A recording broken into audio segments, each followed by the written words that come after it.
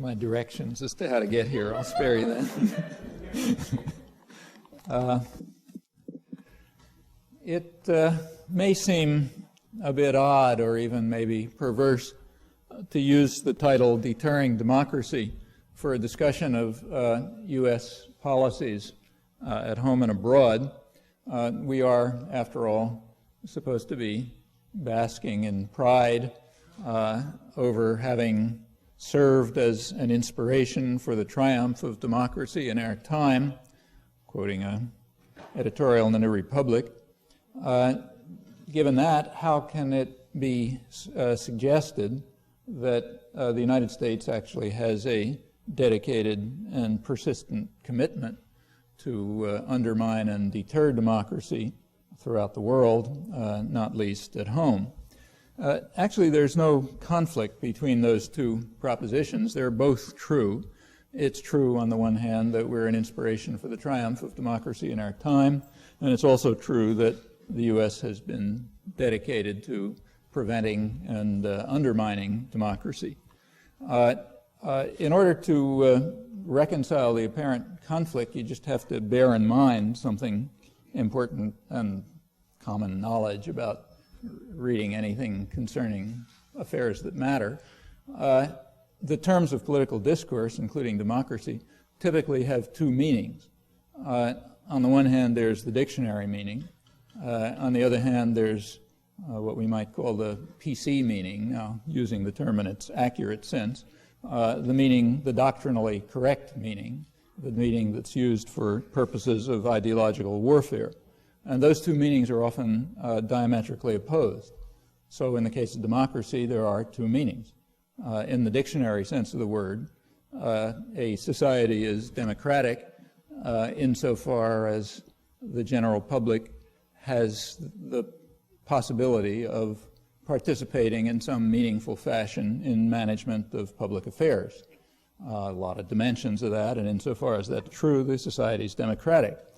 In the doctrinally correct sense, a society is democratic insofar as it's under the firm control of business interests linked to U.S. power, and that applies at home as well, and the general public is marginalized. Now, separating out those two meanings, it's perfectly possible to be an inspiration for the triumph of democracy in the world in the doctrinally correct sense, and to be opposed systematically to democracy at home and abroad in the dictionary sense of the word. And in fact, I think that's exactly what we find. There's an ideological system which describes us as democratic ourselves, leading democratic country, fighting for democracy everywhere. There's also a truth that we're opposing democracy at home and abroad. Both are true, just in different senses of democracy. Actually, the term United States also has two meanings, and they have to be separated. On the one hand, the United States can stand for the people who live in this geographical area. On the other hand, it can refer to the rulers, the people who feel entitled to and do, in fact, manage and control the society, and those are just two different groups. And it's been that way ever since the origins of the Republic. It's been founded on that basis. It's well to remember the guiding maxim of, in fact, it was the favorite saying of John Jay, the president of the Constitutional Convention, that those who own the country ought to govern it. And that's the way it was supposed to be. And when rebellious farmers around Massachusetts didn't understand that, they had it driven into their heads by force. And that's the way the society was established. It's the way the legal system was established. And it's the way it's been run ever since. Those who own the country are supposed to govern it. And if they do, and the general public is quiet and passive, it's a democracy in the doctrinally correct sense. The public often gets out of hand. And when the public gets out of hand and tries to enter the arena of public affairs, there's a name for that too. It's called a crisis of democracy, which has to be overcome. That was the title of, if you want to really understand the United States, probably one of the most important books one could read, in my opinion, is a book called The Crisis of Democracy, published in 1975. And when people started reading it, quickly pulled out of circulation, but then it sort of sneaked back in.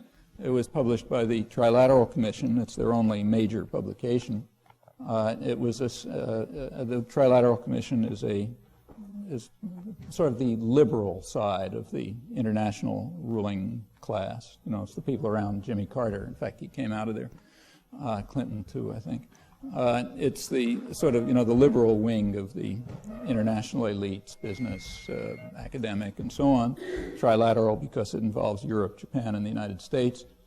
In the early 70s, they were particularly concerned over the crisis that had arisen in the 1960s, namely that large sectors of the population who are usually apathetic and marginal and, you know, watching the Super Bowl or something, were becoming involved in public affairs. We're trying to enter the political arena to press their demands and to become organized and so on.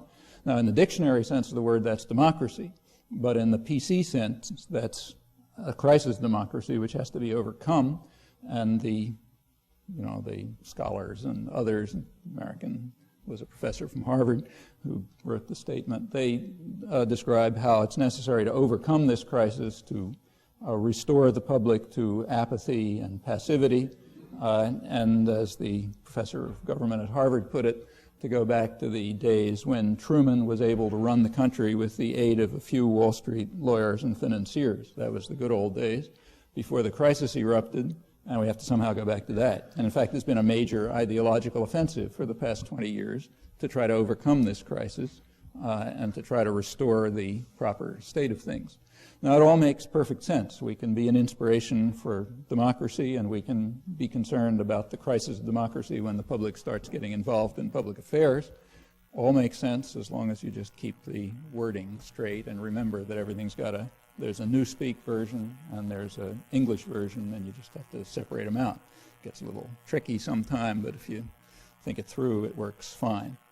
Actually, the example that I quoted from the New Republic illustrates this quite dramatically. That statement about the inspiration, you know, for democracy in our time came in an article exulting over the outcome of the February 1990 elections in Nicaragua, which happened to illustrate very clearly exactly how democracy is understood by across the spectrum of educated opinion in the United States. There's a liberal conservative difference, but it falls together on important issues like this one. And it's worth having a look at it closely because it does illustrate what is meant by democracy and what the sense in which we try to inspire, we in this sense, you know, the rulers, try to inspire and create democracy.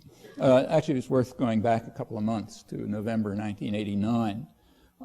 It's an interesting date because that was the date when the Berlin Wall fell.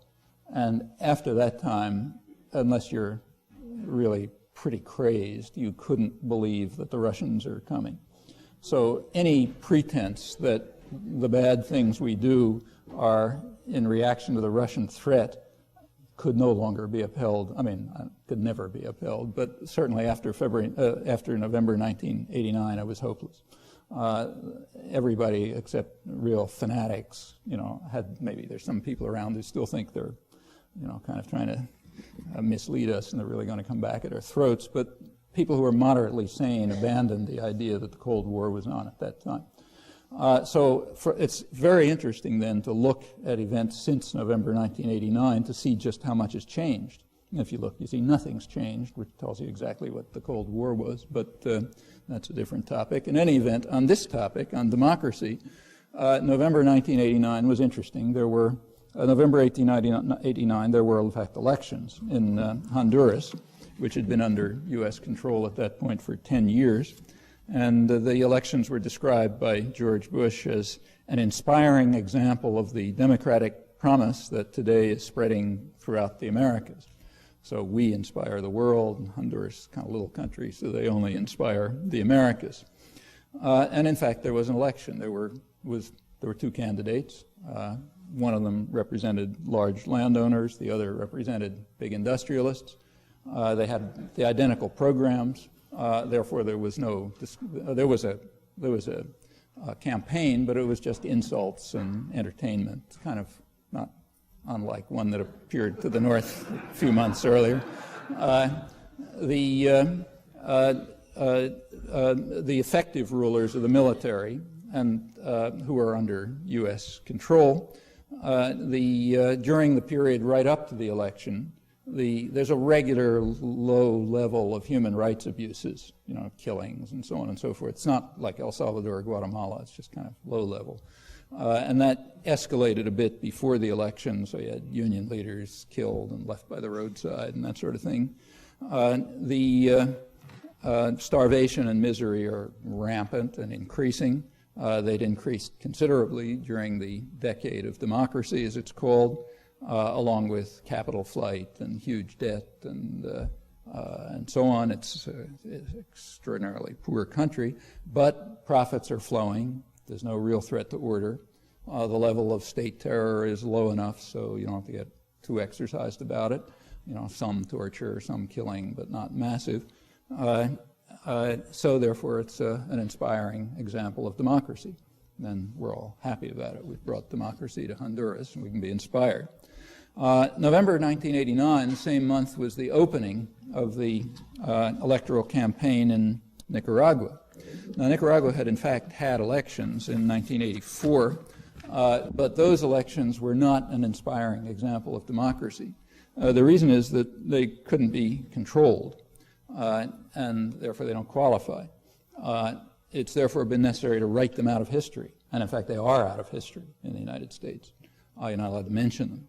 The press can't mention them. It was necessary to suppress completely the fact that the Latin American Studies Association, the Professional Association of Latin American Scholars, had the closest analysis of an election on the spot that they'd ever had, and thought it was quite good and so on. Same was true of hostile observers. It was very widely observed. The Dutch government sent a very hostile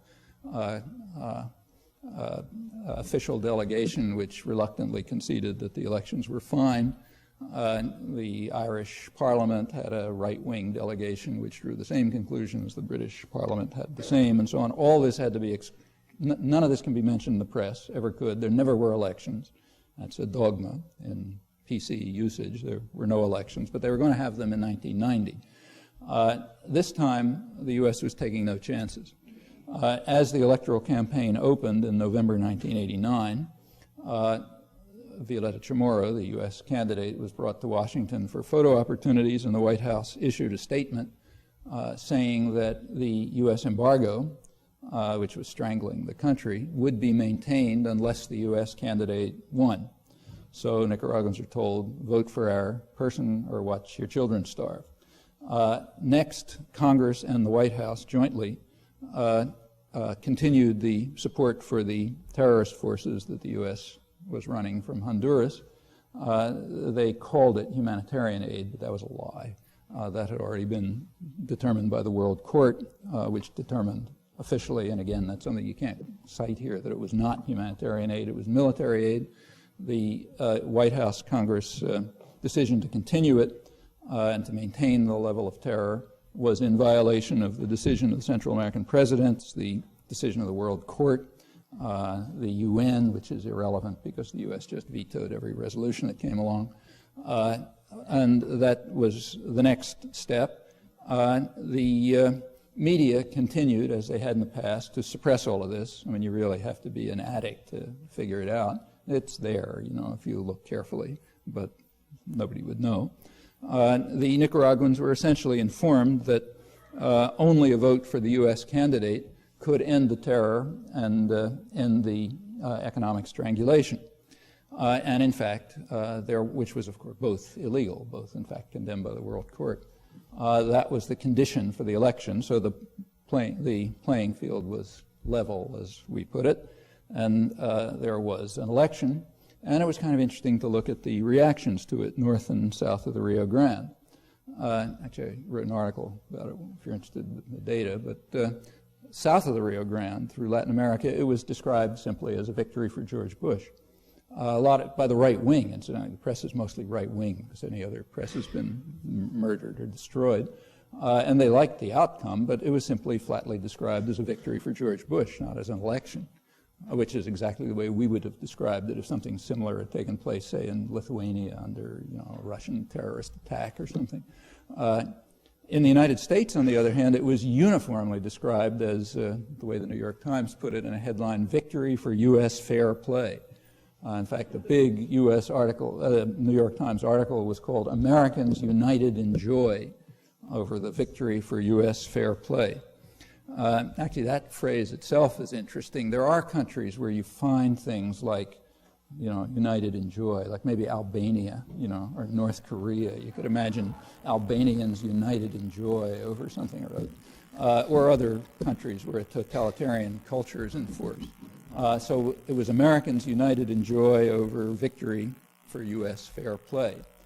And it's not that people were unaware of how the victory was achieved. They were pretty frank about it, in fact. So here's Time magazine. Time magazine described, I'm quoting, the means that were employed to bring about what they called the latest in the happy series of democratic surprises as democracy burst forth in Nicaragua. And the method was to wreck the economy and prosecute a long and deadly proxy war until the exhaustive natives overthrow the unwanted government themselves at a cost to us that is minimal, leaving the victim with wrecked bridges, sabotaged power stations, and ruined farms, and thus providing the U.S. candidate with a winning issue, ending the impoverishment of the people of Nicaragua. Okay, that's the way we did it. So it's a victory for U.S. fair play, and Americans are united in joy. Well, that frankness is kind of refreshing. I mean, you might find something similar in Nazi Germany or maybe Stalinist Russia, possibly, I'm not sure. But it tells you exactly what is meant by the Americans united in joy over the victory for democracy. That's what they mean by democracy. Democracy is where you make it very clear by murder and terror and economic strangulation that you vote for us or else, and then if it works, it's democracy. Okay, there we have democracy in the politically correct sense. And in that sense, as I'm not making it up.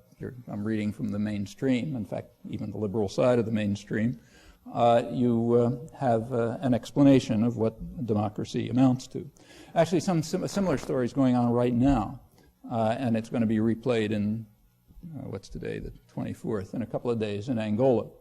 In a way, it's a repetition of the Nicaragua story, but even uglier. There, the number of people who've been murdered is not 30 or 40,000, but probably 500,000 or so, and the country's been totally devastated.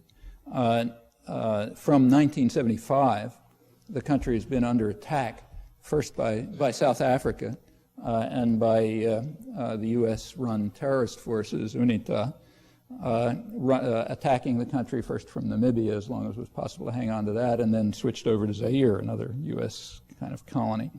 The United States is almost alone in the world in refusing to recognize the Angolan government since 1975.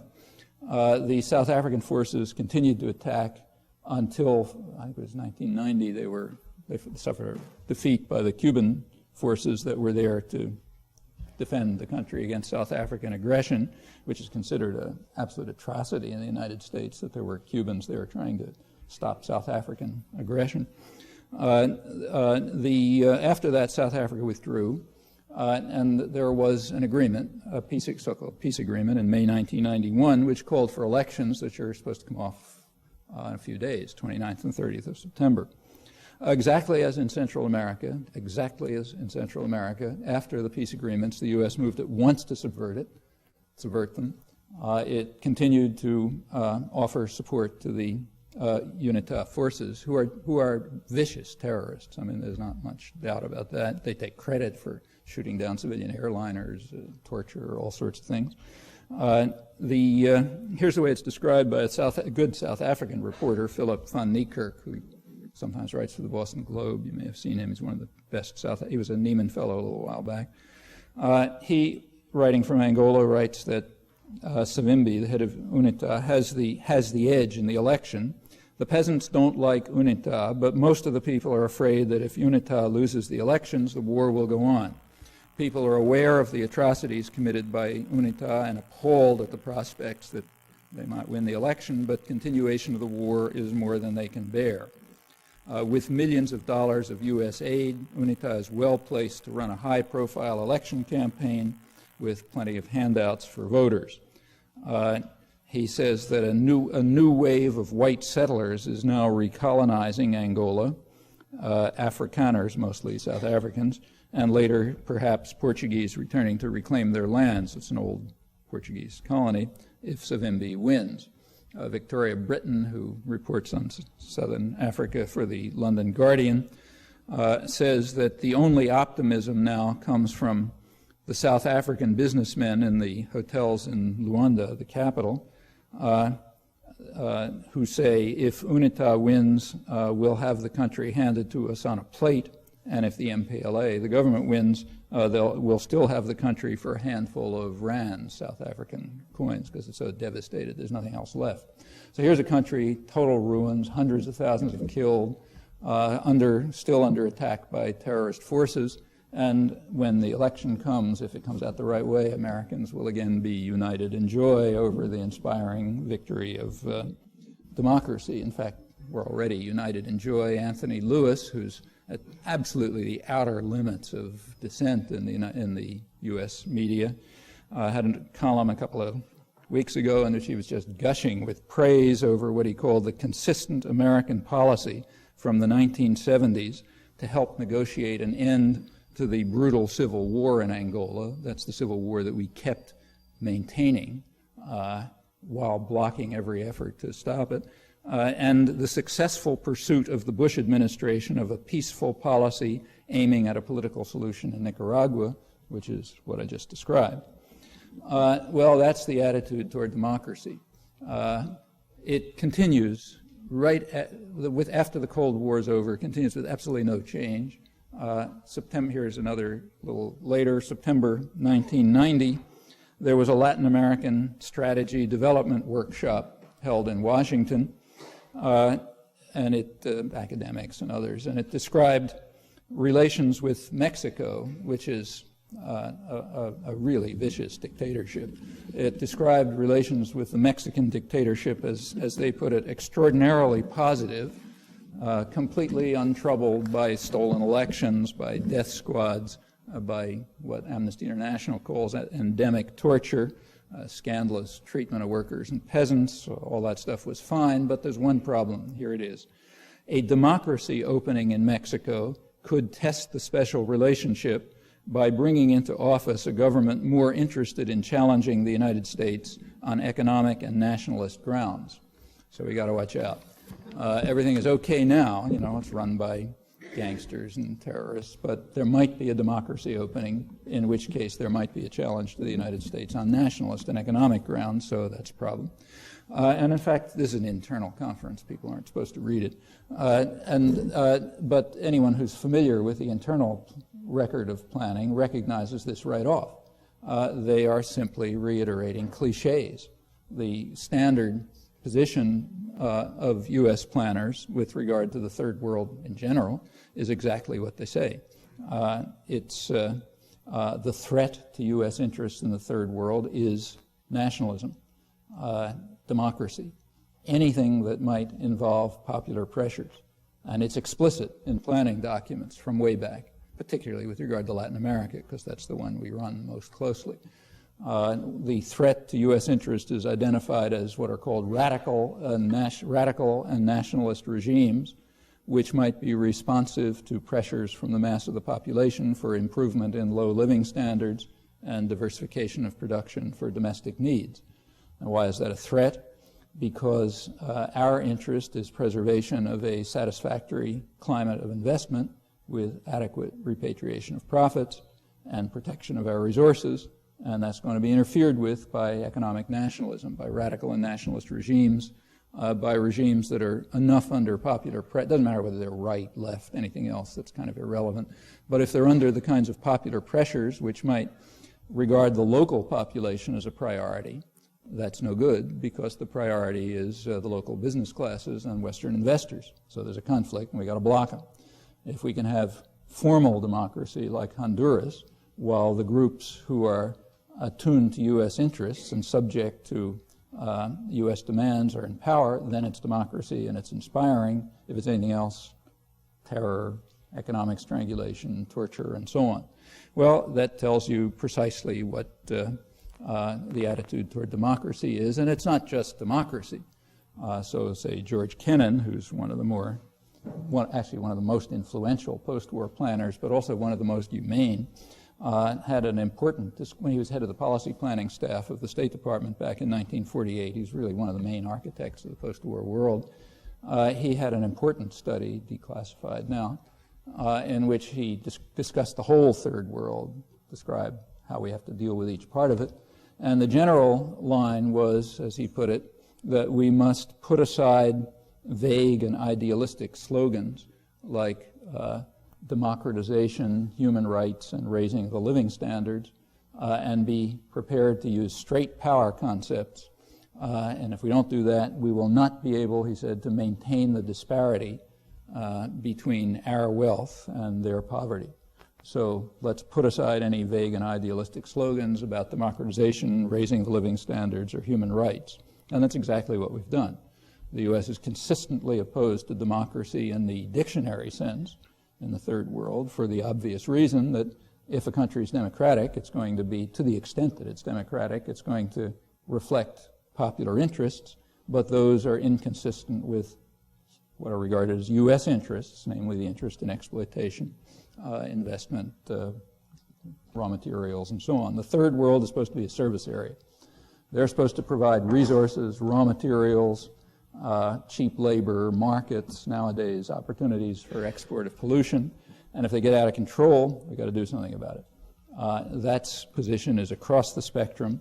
Of course, there are rhetorical flourishes, but if you look at actual policy and even the way in which policy is formulated internally, it's quite consistent about this. And under those assumptions, you can understand why a victory for terror and economic strangulation would be regarded as a victory for fair play, and Americans would be united in joy about it, the right kind of Americans, that is, the ones who count. We have followed Kennan's advice not only with regard to democracy. Anybody who knows anything about the South can and you do, I'm sure, it doesn't have to be told about living standards, which are abysmal. They make Eastern Europe look like a paradise. With regard to human rights, there have been a number of studies, and they're interesting. There's a relationship between U.S. policy and human rights, a close relationship, in fact. Namely, I'll just quote the leading academic scholar on human rights in Latin America, Lars Schultz, who's one of the several people who studied this in detail. He said, U.S. aid tends to flow to the most egregious violators of human rights in the hemisphere, to countries that torture their citizens. And in fact, that's worldwide. There's a very close correlation between torture and U.S. aid. It's not that U.S. planners like torture. They don't care one way or another about torture. But they like something else. What they like is a favorable climate for investment. And it just happens that the way to maintain a favorable climate for investment is to murder priests and kill union leaders and blow up the independent press and so on and so forth. So you get a secondary correlation between aid, which goes to improving the investment climate, and human rights violations.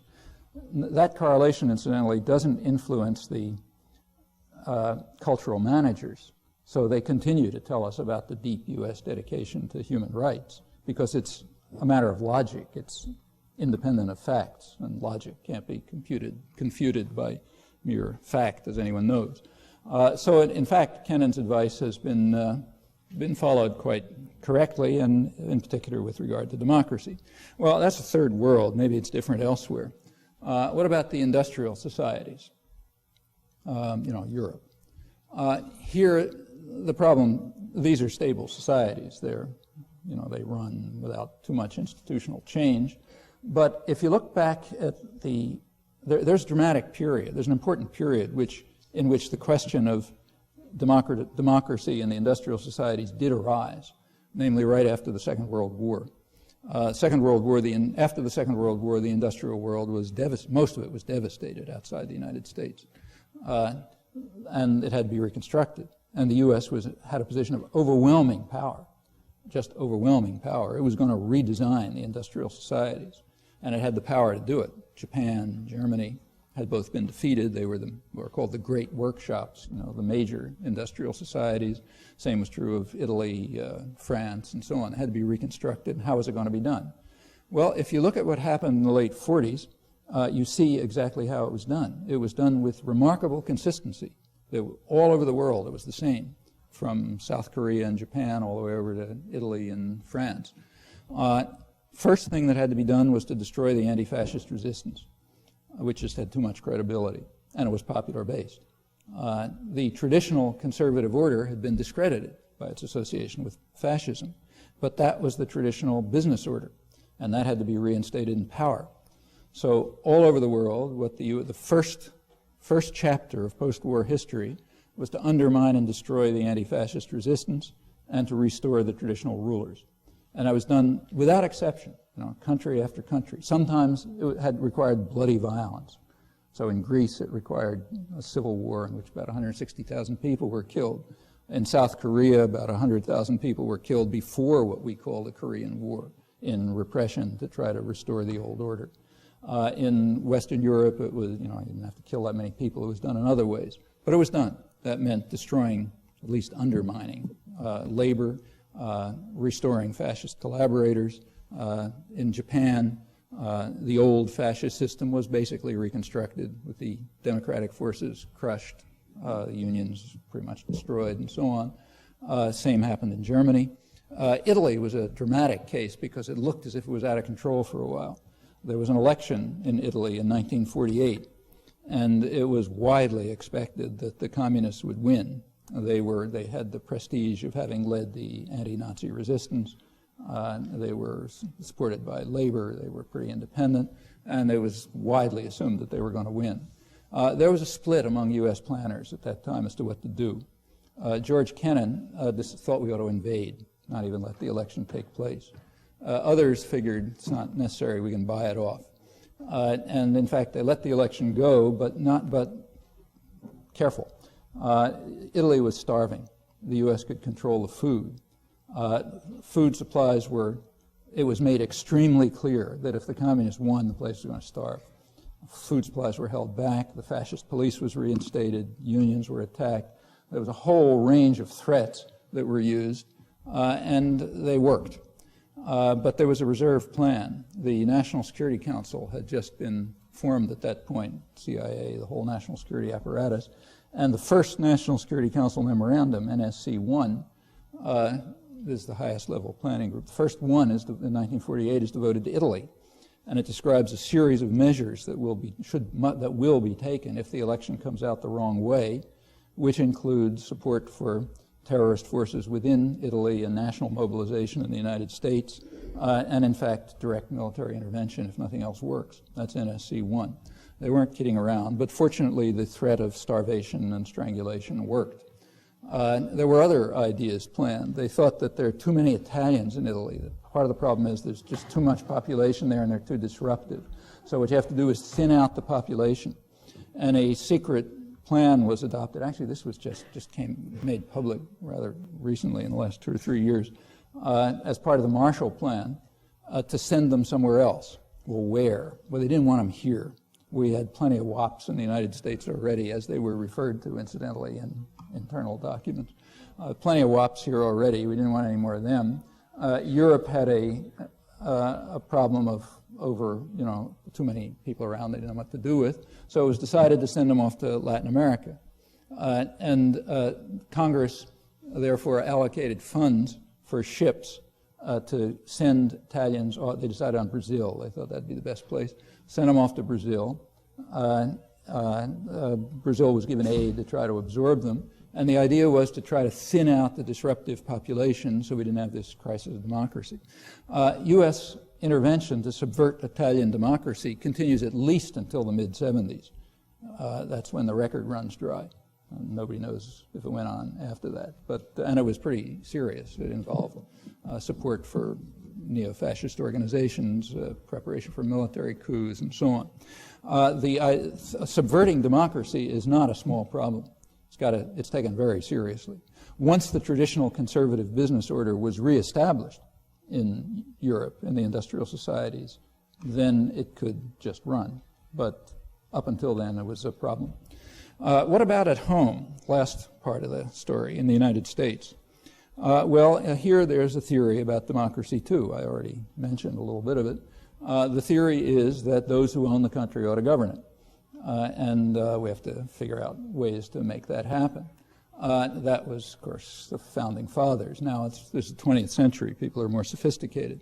So there's much more elaborate theories, and they're worked out in some detail. And there's a spectrum of opinion about it. The most interesting is the kind of liberal side. That's people like the Trilateral Commission with their crisis of democracy. If you look at what are called progressive essays on democratic theory by American academics and others, there's a strain that runs through them. It was sometimes put very clearly. It was put perhaps most clearly by Walter Lippmann in his what are called progressive essays on democratic theory back in the 1920s. He was, major intellectual figure and the dean of American journalism and so on.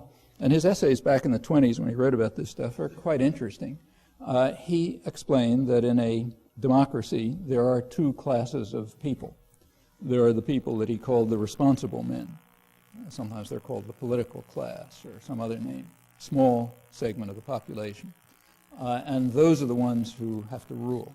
And then there's the rest, who he said are the bewildered herd. And we, the responsible men, have to protect ourselves from the trampling and the rage of the bewildered herd. Now, it's a democracy, not a fascist state. So the bewildered herd has a function, he said. They have a function. Their function is to be spectators, not participants. And as spectators, since, again, it's a democracy, they're allowed something else. He said periodically they may lend their weight to one or another member of the responsible men. That's called an election. So periodically something comes along and a couple of different members of the ruling group of responsible men come forward and say, you can choose among us. And then the spectators are allowed to choose, and then they're supposed to go back to be spectators again. That's democracy. You go to the academic side, people like, say, Harold Lasswell, who's founder of modern political communication theory and all that stuff. He wrote about this again in the 1930s. He said, we must not succumb to democratic dogmatisms about men being the best judges of their own interests. They're not. He said, we're the best judges of their interests. We can't control them by force because we don't have that kind of state, so we have to control their thinking. We have to make sure that since the voice of the people is heard, we got to make sure it says the right thing. And as he puts it, propaganda, they used to call it frankly in those days, propaganda is, in a democracy, has approximately the role that force has in a military-run state or a totalitarian state. It's a way of keeping the bewildered herd under control. Reinhold Niebuhr, the great respected theologian, the guru called the theologian of the establishment, his position was that he said the cool observers, the rational and cool observers, again a small group, have the responsibility of creating necessary illusions and emotionally potent oversimplifications to keep the rabble on course. And this is all done very benignly. The problem is that the mass of the population is just too stupid to know what's good for them. And if you let them be something more than spectators, they'll just get in trouble. So out of our benevolence, we will create necessary illusions and propaganda and various devices of thought control to keep them out of things. Just keep them out of trouble. Every once in a while they're allowed to come and lend their weight to one or another of us, but then they go back to being spectators. That's democracy. That goes way back to the 17th century. You can trace all of this back to the first democratic revolution in modern history, actually, the 17th century uprising in England, which caused huge amount of fear among elites who were concerned about what they called the rascal multitude, beasts in men's shape, going to all kind of horrible things. They had to be crushed and returned to subordination, and then we could have democracy. And it goes right up till the present. It's a major strain in democratic theory, and probably the dominant strain. Now, it does have various wings. There's a liberal wing and a sort of harsher wing and a softer wing. At the liberal side, you get people like, say, John Locke, who's noted as a libertarian theorist. But what people often don't remember is that beside his avocation, writing essays on philosophy, which is what you read in college, he also had a vocation. He had a job. His job was in the colonial civil service. And in that job, he did things like write constitutions for the American colonies, say the Constitution of the Carolines. And there he expressed what he really thought. So, for example, in the Constitution of the Carolines, citizens are not permitted to discuss public affairs. They're allowed to know about them, but they're not allowed to discuss them. That's a crime. Now, that makes them a liberal. They're allowed to know about them. In the modern times, that comes down to the Lippmann position. You are allowed to be a spectator. You can sort of watch. You're allowed to do that. On the conservative side, what's called conservative is another term like democracy. I mean, the meaning of conservative is exactly the opposite of what it's applied to. What are called conservatives today are people who believe in a very powerful interventionist state, which is protected from scrutiny and intervenes massively in economic affairs and so on and so forth. For some reason that's called conservative, which, is just almost the exact opposite of what conservatism is. But anyhow, I'll continue with the doctrinally correct usage. The conservatives, their view is that the spectators shouldn't even be allowed to know what's going on. So when you get something like, say, the Reagan years, they don't believe that the spectators are even allowed to watch.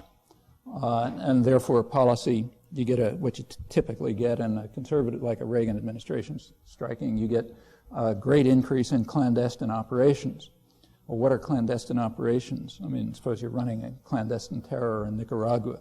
It's not secret to anybody down there, I mean, they see it. It's not secret to anybody else in the world who's funding it or whatever. In fact, it's not secret to anybody except the American population. Operations are clandestine because you got to keep the bewildered herd from knowing about them. They're not even allowed to know what's going on. The Reagan administration also set up the largest state propaganda agency in American history, the Office of Public Diplomacy, it was called. The purpose of which was to control the public mind. They were actually to demonize the Sandinistas primarily. It was finally exposed and, of course, declared illegal and so on. And a high administration official who was asked about it said, well, it's the kind of activity that you carry out in enemy territory, which is exactly right. The general public is enemy territory, and you got to control them. So the Reagan administration imposed, there's a regular procedure by which the State Department declassifies documents from 30 years. Theoretically, it's supposed to be 30 years ago. They run through documents and they get declassified by some procedure. And they don't declassify everything, but they do quite a lot. The Reagan administration imposed constraints so harsh that the whole group of State Department historians, who are a very conservative lot, resigned in protest because they couldn't release information from what had happened 30 years ago. And there was a big flap about it in the diplomatic history journals and so on. Well, that's the right-wing side of the spectrum. The bewildered herd shouldn't even know what's happening. The more liberal side says, yeah, they can know, but they're not allowed to talk about it, or they're not allowed to do anything about it except occasionally vote. So that's the spectrum. Actually, you get an interesting picture of how this is supposed to work by taking a look at the Republican convention that just took place, which was quite interesting from this point of view. I'm sure obviously you know. It started off with this God and Country rally, which was a real throwback to, actually it was a throwback to the 1930s. It was very reminiscent of Hitler Germany. That was noticed in Europe, incidentally. Then along, even by conservatives in Europe, then along came the platform, which was taken over by evangelical extremists of a kind who don't even exist in most industrial societies. So they were given the program. And then you get this, we're going to have a religious war and so on and so forth. I mean, there was interesting commentary about it in Europe. But for those who, if you look at it with a little bit of a historical perspective, it's not unfamiliar. I mean, in periods where it's necessary to disperse and suppress the mass of the population, it's always been quite common to use what are sometimes called psychic processes of counter-revolution. That's E.P. Thompson's phrase in his study of how in the early stages of industrialization in England it was necessary to disperse and suppress the working classes. Religious enthusiasm was a large part of that. It's a way to kind of disperse and control people. And the Republican Convention was very striking in that respect, the way it used these techniques. The point is, you've got to keep people's attention away from what's going on around them. That's the main thing. And when it's a principle, it's almost like a principle of political theory, that if any government, any state, is carrying out policies and is intent on carrying out policies that are going to be harmful to the mass of the population, it's going to it doesn't matter if it's a totalitarian state or a democratic state or whatever, it's a systematic fact, an institutional fact, that it's going to have to turn to policies which will distract and divert the population. They can't be paying attention to what's happening around them, or they're just not going to tolerate it. And there aren't a lot of ways to do this, which is why you see the same patterns recurring over and over. One way to do it is to frighten everybody to death. So you have people cowering in terror, usually over a foreign enemy who's going to destroy them, and then the grand hero rescues them at the last minute. And while this whole drama is going on, at least they're not paying attention to what's going on around them. That pattern was reenacted every year or two during the 1980s. I mean, they kept setting up totally fabricated confrontations with Libya. It was very convenient. They're just like a punching bag. They can't shoot back. They can do anything you like to them. Sandinistas were going to be marching on Texas. Grenada was going to cut off sea lanes. You remember that stage. The crazed Arabs all over the place. Hispanic narco traffickers are going to get us. One thing after another, just to keep people terrified. And was more of a problem in the 80s than it had been in earlier years, because in earlier years you could always appeal to the Russians. I mean, maybe the threat was fabricated, but at least they were there, and they were brutal and strong and so on.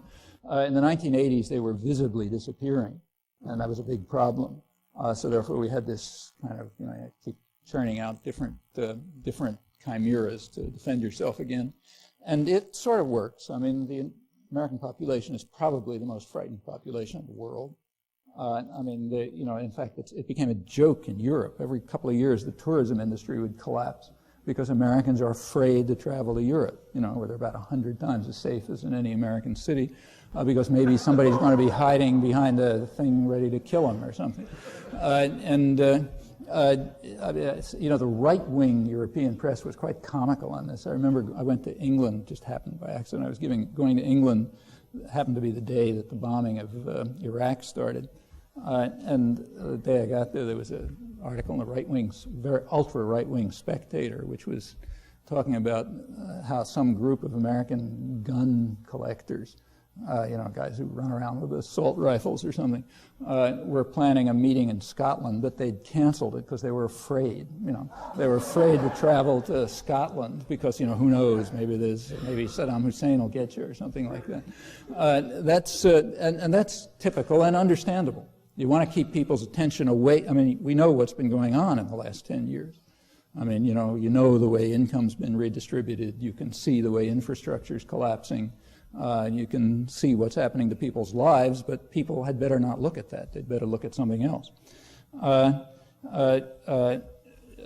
are other ways of doing it, too. You can look at a domestic enemy. That's been used, too. Now, we don't... you read the way it's been done. Here's a couple of examples, which say you attack liberalism. It's a big thing is to attack liberalism.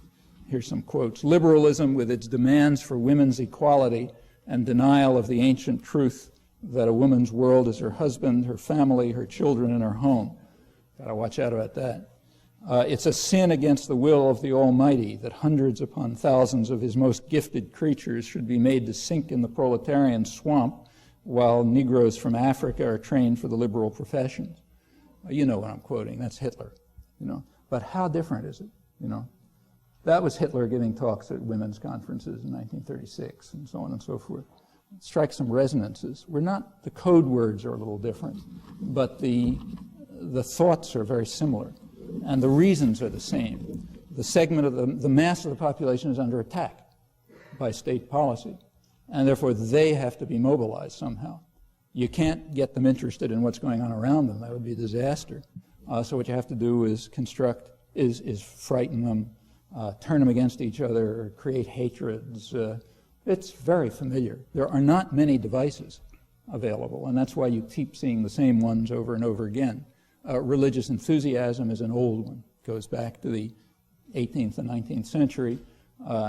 Evangelicals in Central America do the same thing. You want to undermine liberation theology and, you know, the preferential option for the poor or the church. What you do is send people down to create what's sometimes called the chiliasm of despair. Nothing good is ever going to happen to you in this life. Forget it. You'll be okay in the next life. I mean, that essential message. If it's done with proper kinds of enthusiasm and excitement and speaking in tongues and so on, that's another technique. The techniques over the centuries are not very different. And if you look at the United States today, you see them manifested, and for exactly the structural reasons that always make them manifested, namely what's happening in the society right now. And what's happening we know. It's captured rather nicely in a lead article in the New York Times business section a couple of days ago, which is called, the headline is Paradox of 92. The paradox of 92 is that, here's the subheading, weak economy, strong profits. Paradox of 92. Then it starts off, America is not doing very well, but its corporations are doing just fine. Paradox, completely inexplicable, you know, like some act of nature or something like that. Well, you know, it's not at all paradoxical. It's the exact consequence you expect when policy is being created by the people who are going to make the profits, who are untroubled by the general public because they're marginalized the way they're supposed to be. They're out of it, you know, they're distracted or something. At least that's what's supposed to happen to them.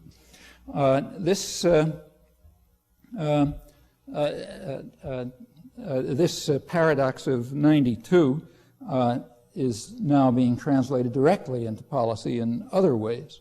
So there's this phenomenon going on called the globalization of production. I mean, everybody's supposed to know that the U.S. industry is declining, U.S. manufacturing is declining. Well, you know, again, if that's either true or false, depending on how you define U.S. If by U.S. you mean the people in the United States, that's true. U.S. manufacturing is declining significantly. If by U.S. you mean the people who own the country, it's increasing. So if you take the share in world manufacturing trade of U.S.-owned corporations, it's either stable or increasing. That's another paradox. Just depends on which U.S. you mean. And the way it's happening is not secret. I mean, today, for example, in the world's leading business paper, the Financial Times of London, there's an article hidden away there, which describes what General Motors is now up to. They've just closed 21 plants in the United States, but they're opening a big plant in East Germany. And it explains why. There's a lot of rhetoric, but you get down to the end, it explains it very clearly. Wages are 40% lower than they are in West Germany. There are no benefits. There are higher hours. There's over 40% unemployment, so you can be sure to get people no matter how rotten the conditions are. Now that Eastern Europe has been returned to its proper position in the third world as a service area, GM can use it the same way they use Mexico. You get super cheap labor. It's Eastern Europe, so they're pretty well trained and pretty healthy and so on, not like our domain. And then for 40% lower wages, you can make good profits. You might as well close down the factories in the United States, or since they're talking about Europe, they say so that the pampered West German workers will have to have their standards undercut. They're not supposed to live pampered the way they are with, you know, wages and decent wages and vacations and so on. And Eastern European labor can be used to undercut them the same way that Mexican labor, that high repression areas where state violence is used to keep wages down, the same way that that goes on in the United States. If you want to see a graphic picture of how it's done in Central America, I'd urge you to look at CBS 60 Minutes this Sunday, unless they chicken out at the last minute. They're supposed to have a segment on I don't want to give it away, but it'll be interesting if they run it. I'll tell you about it later. That's part of the, on Central America and the way the U.S. Embassy is helping firms move down to Central America so that they can undercut wages and benefits for U.S. workers. That's essentially what it's about. A major feature of all of this is the raising of planning to a level where it's completely invisible to people. So there is what the financial press is sometimes calling a new imperial age developing, in which the major policies are not taken by government institutions, but by transnational institutions, either the transnational corporations or else the G7 meetings, the meetings of the big 7 industrial powers, or the GATT negotiations, or the IMF, or the World Bank. That's where the big global decisions are made, which are then just translated down into policy in the individual countries. Now, in the third world, they just follow orders, but this is supposed to apply even to the industrial countries.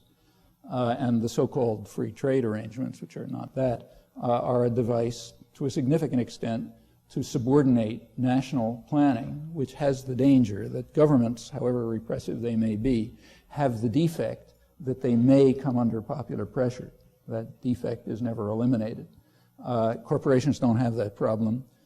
GATT doesn't have that problem. The international trade negotiations, the IMF doesn't have that problem. So that's where decisions ought to be vested, and within the framework that they establish, the governments can, maneuver around in the little space that's left to them. Well, notice that this is a move towards the harsher end of the democratic spectrum. The end that says that the spectators should not even be allowed to know what's happening. I don't know how many of you read the discussions of the GATT negotiations in Geneva, but I'll bet not many. However, that's where the decisions are being made, and fortunately they're totally out of any threat of democratic control. And you'll simply have to adhere to them because they're being made by the people who own the world, not just the country, and that's the way it's supposed to run. Well, how does the population react to all of this? It's an interesting question. We don't know a lot about it because people are not supposed to say anything. They're supposed to be watching television or something. But we do happen to know a lot about it. First of all, in personal experience, but there's also a lot of studies. This is a very heavily studied country because business wants to keep its finger on the public pulse, so they want to know everything everybody's thinking. And we're constantly polled all the time. Most of the polls are just for business use, but they're interesting. And if you look at them, you find some quite intriguing things. So, we're supposed to be celebrating the fact that we have served as the inspiration for the triumph of democracy in our time. Remember, that's what the intellectuals say. Well, does the public think we are the inspiration for democracy in our time? Is that the way the public looks at our political institutions? Well, I don't have to waste any time on that one. However, more interesting is a more general point. The Harris poll every year has a range of questions which test what they call alienation from institutions, a measure of whether the extent to which you think that any institutions, political, economic, social, are doing anything for you or you have anything to do with them. And that number keeps going up. In 1991, the last one, it hit its peak so far. 2/3 of the population thinks that none of the institutions involve them. Economic, social, anything. Political, it's much higher. Nobody thinks the political institutions do anything. The individual questions are interesting. People were asked, what do you think about the economy? 83% of the population regards the economic system as inherently unfair. Something fundamentally wrong with it. Well, that's not the kind of issue that can show up in a campaign. I mean, no candidate can come and say, look, our problem is our economic institutions. They're inherently unfair. I mean, maybe 83% of the population thinks it, but nobody's going to say that because that's not conducive to the needs of the people who own the country and therefore have to run it. In fact, the reporter who reported this, actually, he couldn't see it or suppressed it. He said, well, what this means is people are opposed to their overpaid politicians. But that's not what people were saying. They're not saying we're opposed to our overpaid politicians. We're saying the economic system is inherently unfair. That's much deeper, and you can understand why. All the decisions are out of public control. I mean, nobody makes any decisions about investment or production or distribution or whatever. That's completely out of public control. And people can see the consequences. Look around and you see the consequences. Right through the Reagan years, people were regularly asked attitudes which come down to basically social democracy. Like, how do you feel about expenditures for welfare and education and military and taxes and so on? And the answers were quite steady. There was a steady drift right through the Reagan years towards more social democratic positions.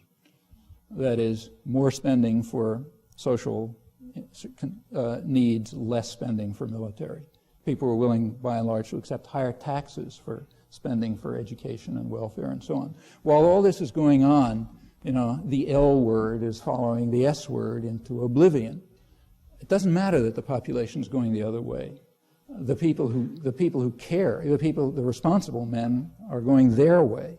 And their way is power has to get vested even more than before in the narrow sectors of privilege, and the population has to be marginalized. So it doesn't matter what the general population thinks, as long as they don't do anything about it, as long as they're scattered and dispersed, which they are.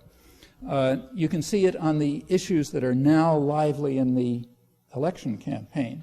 Like every day, there's more Clinton bashing about the draft. Very striking what Clinton doesn't say. He doesn't say, look, I thought the Vietnam War was not a mistake, it wasn't a noble cause, it wasn't even a mistake. I thought it was fundamentally wrong and immoral, and I honored the people who wouldn't fight in it. He won't say that. Is that an exotic opinion? Well, it's the opinion of 70% of the population, that the war is not a mistake, but is fundamentally wrong and immoral. And remarkably, that figure has maintained itself. Nobody ever hears that, Nobody would say that. I mean, you can read maybe, again, at the outer limits, you can read Anthony Lewis telling you the war started with blundering efforts to do good, but by 1969 we realized it was too costly to ourselves, so we had to pull out. You can hear that. But try to find somebody who says it was fundamentally wrong and immoral, not a mistake. Well, that's the position of 70% of the population right through the Reagan years, I mean, actually, in the peak of the Reagan years, it went down to 66%. Now it's back to 71, where it was in the 70s. It's a resilient figure, but nobody can express it publicly. It may be people's individual opinion, but it's not a collective opinion. You're not allowed to have it collectively, just like you're not allowed to think collectively that the economic system is inherently unfair. The same was incidentally true on the Iraq War. Up until the last polls were taken a day or two before the bombing, the public was 2-to-1 in favor of a negotiated settlement, which would involve Iraqi withdrawal from Kuwait in the context of International Conference on Middle East Problems. Now, suppose that people had known that 2 weeks before Iraq had made that proposal, it had been released by U.S. officials, and the U.S. had flatly rejected it. Suppose people had known that that's exactly what Iraqi Democrats were calling for.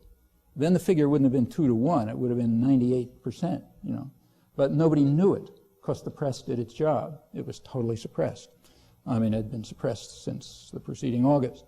The president had said there will be no negotiations, so everyone, it was like 100%, statistical error here and there, but about as close to 100% as you can come in a complicated system, marched on command. Everything was suppressed, no negotiation. Nevertheless, individually, people wanted that, not collectively. And so it goes on issue after issue. I won't continue, but there's a striking fact in societies that do not have functioning democracy. Namely, individual opinions are completely different than collective opinions on issue after issue. The collective opinion, the one that's articulated and can be expressed, and people think that's the banner they'll march behind because nobody wants to be crazy. You want to be like everybody else. So you believe that everybody else is the collective opinion. those differ radically from what people think in their, when they're isolated. Now, that's always been understood, and it has always been understood that the way to ensure that democracy doesn't work is to prevent people from coming together. This has been understood on all sides. It's been understood by the business classes. You want to keep people isolated, separated. Ideal is everybody sits alone in their living room looking at the tube, no popular associations, no unions, no political clubs, nothing like that. Everybody isolated. Then they can think what they want. They can have whatever individual opinions they want. We'll run the collective opinions. It's also understood on the other side. So, for example, one of the main Wadley writers, nobody reads because he was a Wadley, says 50 years ago that the papers have taken us one at a time and convinced us how good the times are. We have no opportunity to consult our neighbor to find if the press speaks the truth. Well, that's the trick. Make sure there's no opportunities to consult your neighbor. In fact, that's the genius of American democracy. You take a look at the elections that are going on. People come up and say, vote for me, I'll do X, Y, and Z. Nobody much believes them. But what doesn't happen is more interesting.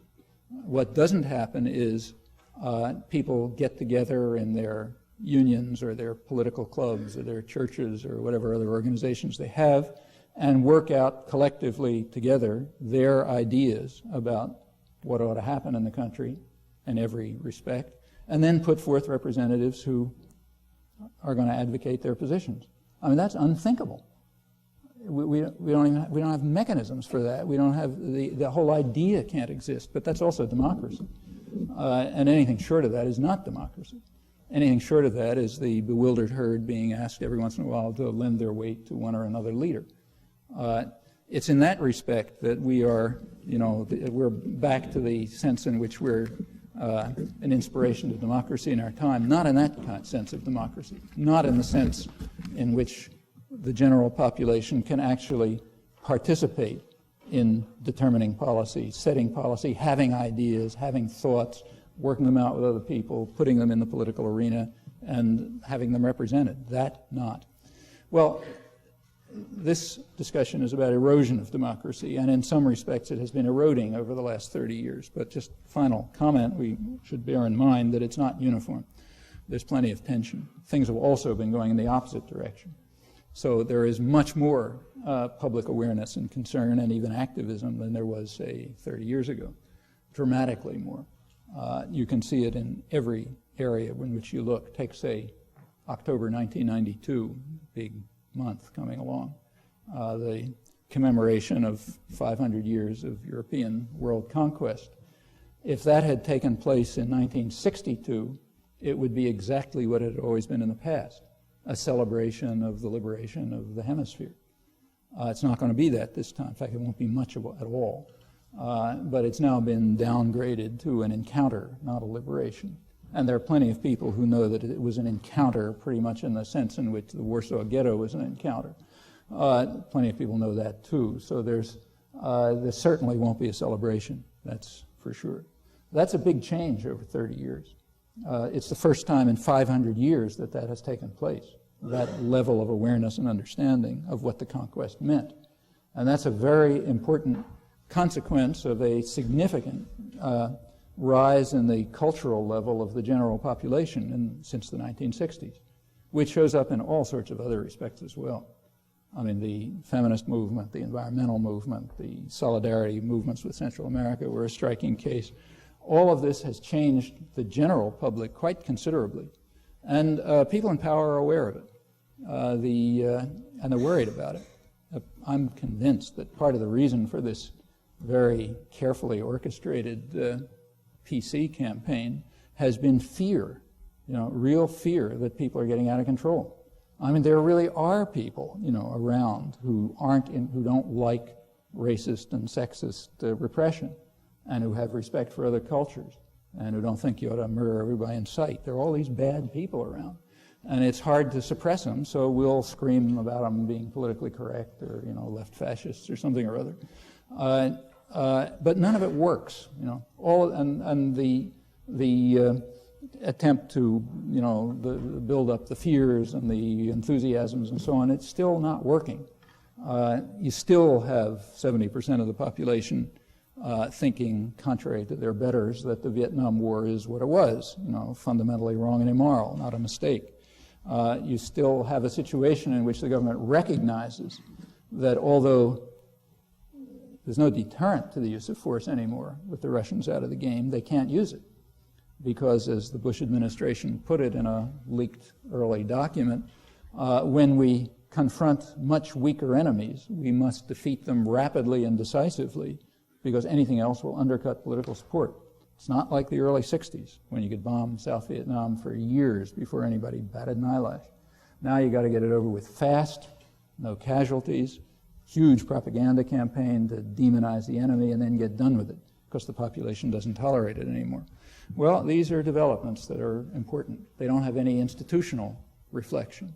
They're cultural in some fashion, but I think they're quite important, and it sets up a tension between people who are committed to continuing what has been a long, long struggle, centuries-long struggle, to defend the freedoms that they've got and to extend them and their democratic rights, and on the other side, powerful forces who will continue their systematic efforts to erase such rights in anything but form.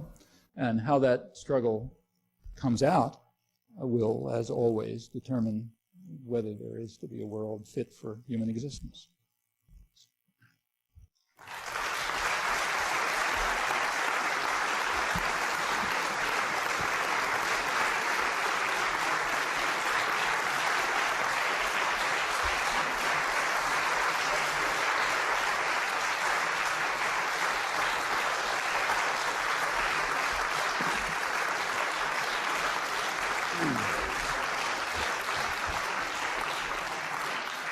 Thank you very much. I think ultimately they will, but it's going to be a rocky road. Right now, Maastricht doesn't look in the cards. But in the long term, they'll do it, I think, because they just, unless there are some real changes in the popular scene, reorganization of significant popular forces, the direction in which things are going is to raise the level of decision-making out of public control. That's true at every level. England doesn't really want Well, England doesn't want it partly because, see, the British, remember, England is a little bit out of Europe. England is more like the United States. They were subjected to Reaganite policies in the 1980s, so they're a disaster area, like the United States is, for the same reason. Same is true of Australia. There they sort of, most often, the Western countries don't take their free market rhetoric seriously. They understand that this is just a rhetorical device to suppress people with. It's not for us. It's just for the third world. But occasionally they make the mistake of taking semi-seriously, at least, their rhetoric. And when they do, it's always a disaster, just like it's a disaster for the third world or for Eastern Europe. Now, they never do it much, but they do it to some extent. And Britain, like the United States and Australia, did it to some extent in the 80s. So you've got, huge debt at every level and collapse of the social base and, all the usual problems that show up typically under structural adjustment in the third world. Therefore, they can't really compete with Europe. Europe maintained a kind of social contract, has more powerful unions and so on. I mean, it's like a generation behind in this process, so it's still functioning. And England is in trouble. If you listen to the parliamentary debate today over the radio, you could hear it. And also England has illusions that Europe doesn't have. England it was the great power. It ran the world. And they still have illusions about that. England has had illusions about a special relationship with the United States ever since the Second World War. U.S. planners regard it as a joke. I mean, in the internal record, you get people like, I think it was Mike Mansfield, the Kennedy advisor, saying that England is our lieutenant. And he says the fashionable word is partner. Well, the British only hear the partner part. They don't hear the lieutenant part. But they still think they're somehow our partners of the big guy down the street, namely the U.S. And so they don't want to completely join into Europe and lose that alleged special relationship. So for a number of reasons, some of them kind of historical romanticism, others the impact of Thatcherite programs and other things too, just long-term natural development, they're not in a good position to join in with Europe. That's why they had to pull out of the currency union. I mean, the pound was just collapsing. They couldn't stay in. Italy could sort of barely manage, but England couldn't. However, my feeling is they'll get back together. It's just too important for the transnational corporations and the other major power units. You speak on the purpose of allowing the United States to become so much in debt. Was there any control? Did they want Oh, yeah. Well, just simply ask yourself, what about, what was the purpose in allowing the U.S. to fall so much into debt? Well, one answer is given if you simply ask the question, who owns the debt and who's going to pay it? Okay. Well, the people who are going to pay the debt are the poor. The people who they're going to pay it to are the rich. I mean, who owns the treasury securities and, the bonds and so on? So the debt itself is a kind of transfer of resources from the poor to the rich. Furthermore, the debt has consequences. They were actually described, quite frankly, if you remember, about 10 years ago by David Stockman when he was kicked out of the government. He said, look, the debt puts a cap on social spending. I mean, we want to stop anything. I mean, this is going to be a welfare state for the rich.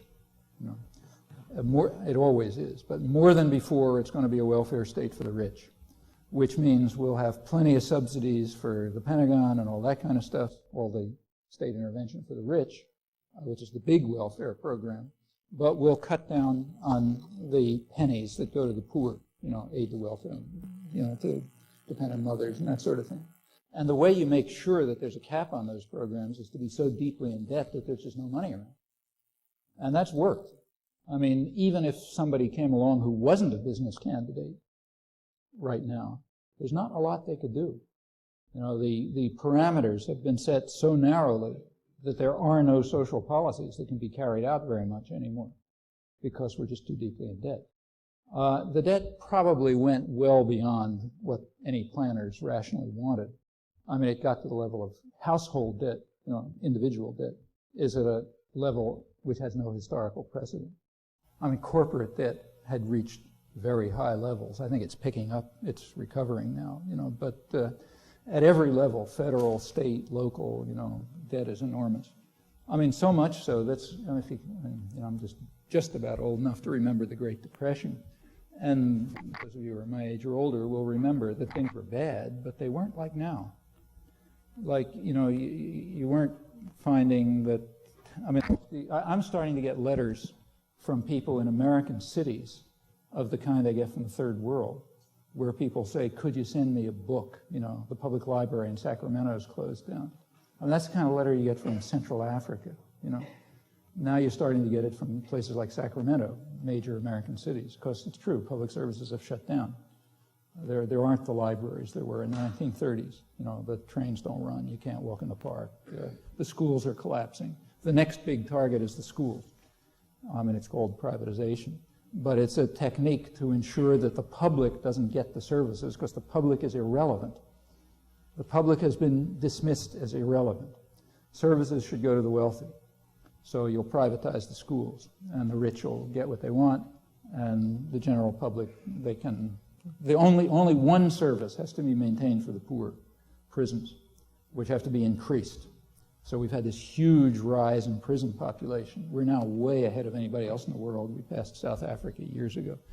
And that is good because that gets rid of a large part of the irrelevant population. It also, incidentally, gives a kind of Keynesian stimulus to the economy. It's a big boost to the construction business. People like us who've been talking about conversion for years have never really been talking a lot of sense. Pentagon expenditures are very functional. That's the way you maintain high-tech industry. You make the public pay the costs, and then if there's anything that comes out of it, it goes to private corporations. But it's harder to do that now through the Pentagon system. You need other measures of stimulation of the economy. The federal highway building program was one, and a big one. It ran to, I think, well over $100 billion and had enormous effects on the country, as well as subsidizing the construction industry. Well, prisons are doing it too. It subsidizes the construction industry. It even creates employment. The fastest growing white-collar job in the United States is security guard, and it keeps lots of people out of the way. So that kind of service can maybe increase, but not things like schools or hospitals or anything, libraries, things that serve the undeserving public. Now, the debt is part of this. I'm not saying that somebody sat down and thought, this is going to be all the consequences. It's just the natural result of orienting state policies even more than usual toward the wealthy sector that are the only ones that count. The first part of your talk, you took us in what to me was a very darkened theater with a nightmare of no exit situation, where the people had choice, the newspapers were not allowed, and allowed to report certain things, and we are not encouraged the state to organize. You turn on the light at the end, and you say there's a growing feeling and change, and people are a little better organized. But in your last 5 minutes, when you're asking questions, you're going back to the impossibility. I don't think it's impossible. I just think it's impossible. I'm sort of playing. I'm maybe not doing it skillfully, but I'm trying to be two characters at once. One of whom is speaking from the point of view of the rulers and the way they're looking at things, and the other from the point of view of what the general public ought to do. For example, there's no reason for anybody to accept the framework in which decisions are made on any issue. People have never accepted it in the past, and that's why we don't live under slavery. Anything that's decent that's ever happened, and plenty of decent things have happened, remember, it still is the freest country in the world. And it got that way because of struggle, not because somebody wrote things down on paper. Take, say, freedom of speech. The United States is, as far as I know, the freest country in the world with regard to freedom of speech. We have rights of freedom of speech. They just don't have anywhere else, at least nowhere else that I know of. But it didn't get that way because somebody wrote something down on paper. The law of seditious libel, which makes it a crime to criticize people in government, it's a crime. That's basically what it amounts to. You can assault the government by speech. That's what seditious libel is. Most countries still have that. We had it until 1964. And it was overcome finally. Of course, the Supreme Court struck it down, but they didn't do it in a vacuum. They did it in the course of the civil rights struggle. There's a big civil rights movement which had gotten to the point where the Supreme Court simply had to strike down the law of seditious libel in a civil rights case. Well, that's the way every other victory's been won too. So far, and it goes around all sorts of things. It still has not hit the heart of the society, namely the economic institutions. They've been insulated. And we're not even allowed to look at them. We're not allowed to think that there's something inherently wrong with the economic institutions. Again, individually, people think it. And the extent to which they think it is kind of remarkable. Let me give you one last poll result, which is intriguing. In the mid-'80s, there was a study done in which people were asked what they thought was in the Constitution. Nobody knows what's in the Constitution, but people regard the Constitution as kind of holy writ, So if something is completely an obvious truth, must be in the Constitution. That's the kind of response you get. And it was interesting to look at the end. They're giving a lot of statements. Do you think this is in the Constitution or not? Well, one of them that half the population thinks is in the Constitution, because it's such an obvious truism, is the statement, from each according to his ability, to each according to his needs. Half the population thinks that such an obvious truth's got to be in the Constitution, Well, try expressing that individual thought publicly. It really takes work to try to, you can see how important it is to separate people from one another. But of course, that's the way change takes place too, by overcoming that separation. Take, say, the media. They're not worse than they were 30 years ago or 100 years ago. You start reading them, I just happened to have been reading the press from about 100 years ago because of the Homestead strike. This is the 100th anniversary of the breaking of the American labor movement at homestead in 1892, and it, then after 50 years kind of revived, and now it's been destroyed again. So it's interesting. And I was looking at the newspapers back then, and they're much worse than they are now. I mean, they were just viciously anti-labor and anti-worker and racist and everything else. Furthermore, at that time, you had something you didn't have now. You had hundreds of labor newspapers, big ones. I mean, Appeal to Reason, the big Socialist Party paper, had, I think, 2 million subscribers or something like that. Huge number of subscribers. And these were professionally done newspapers. I mean, some of them were ethnic, some were religious, some were, some were coming out of parties. And just had big parts of the population, had other places they could go to get a picture of the world. Well, it took 100 years, well, 60 years to destroy that. And that's the destruction of that is part of the reason why when Caterpillar workers in Peoria this last June, something quite important in American history happened. For the first time in 60 years, an American corporation was willing to bring in scabs to destroy a major union, UAW. It hasn't happened for a long time. Well, when the Caterpillar workers who had built Peoria, I mean, the reason Peoria is not a miserable slum is because of 60 years of union organizing. They found that they had no support in the community. Okay, that's a big ideological victory for the business classes. The idea that you should have the idea of solidarity, of support for others, that you care about somebody else, to a significant extent that's been wiped out of people's heads, but it can be put back in again just like it always was. I mean, that's the constant struggle that goes on. I mean, you take a look at the history of slavery. Slave revolt after slave revolt, some of them put down viciously, violently. Okay, finally slavery was overthrown. First in Haiti, actually. Part of the reason why Haiti is suffering so much now is because of the Western reaction to that victorious slave revolt, which terrified the Western world. The U.S. itself didn't recognize Haiti for 60 years. In your speech, you mentioned the Trilateral Commission. Could you speak a little bit more about its role? Its role? It's not important. I mean, there's a kind of a right-wing mythology about the Trilateral Commission, but it's mostly mythology. I mean, I used to read all their stuff, but frankly, I stopped because it was so boring. It's, it's a kind of talk session among rich people and their lackeys of the more or less liberal side, And they say pretty much the kind of things you'd expect them to say. I mean, occasionally they let their hair down and say things more openly, like in this Crisis of Democracy book, but it's pretty rare. I mean, mostly it's not very different from what you'll read in the literature, the Council on Foreign Relations, or, the main intellectual journals. I mean, it's sort of the liberal side of the international ruling class. But it's not that they plan the world or anything, just a lot of rich guys who get together every now and then and talk. Both presidential candidates affiliation with the Trilateral Commission, Bush too? Yeah. That was one of the things Reagan attacked. Yeah. They were running into each other in primaries. Mm-hmm. It's not surprising because almost anybody semi-rational is associated with the Trilateral Commission. See, the Trilateral Commission came out in the 1970s out of a real phenomenon, which you can't laugh out. Namely, the world had become trilateral, or tripolar as it's now called. I mean, around 1970, there was a big change, much bigger than the end of the Cold War. By 1970, from 1945 to 1970, not like one day, but over that period, there was a kind of a period of affluence, of growth, in the state capitalist economies, and it was under U.S. domination. By 1970, that was pretty well over.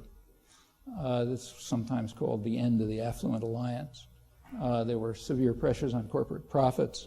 High growth rates were never resumed.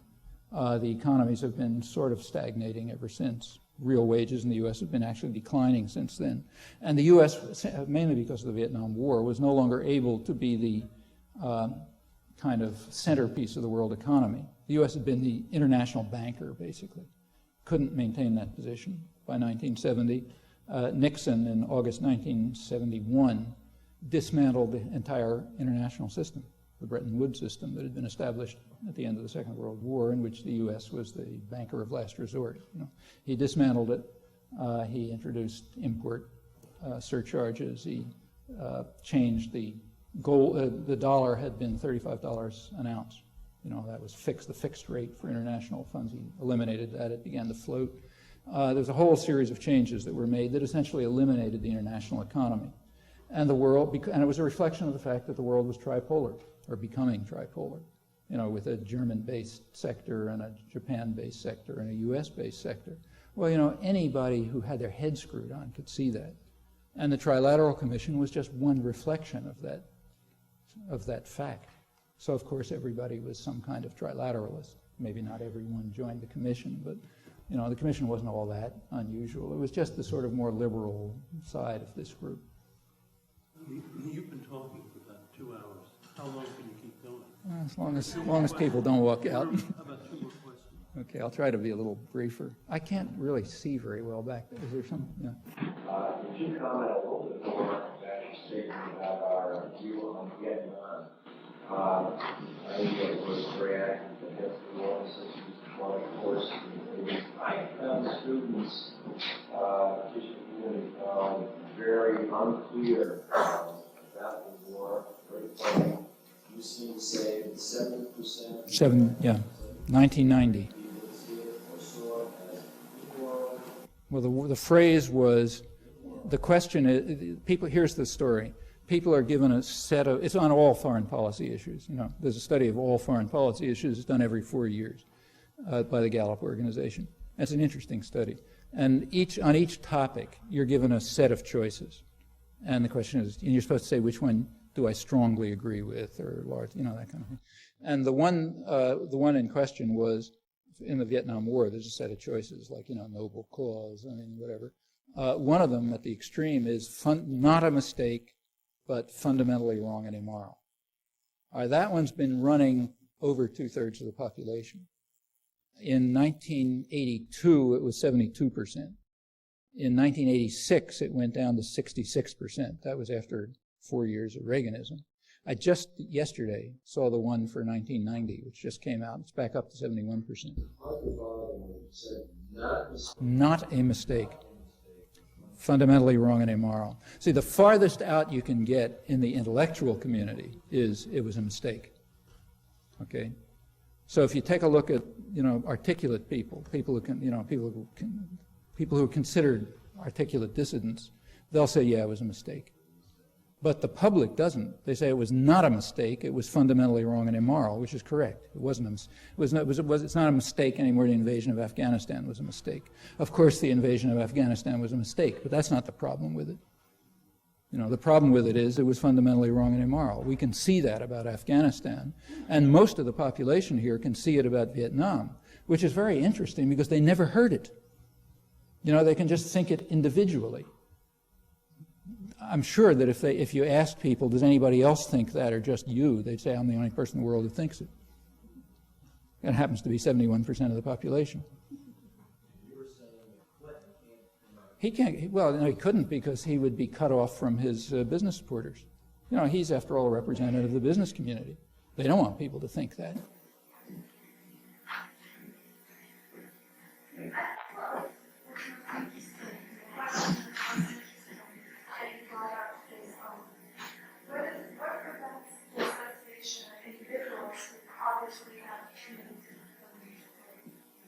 What prevents it? What prevents them from, getting together and, making decisions? And my question really is, do you think, how much do you think the power of authoritarianism plays? Of authoritarianism?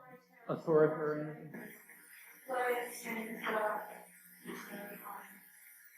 Yeah, that's an interesting question.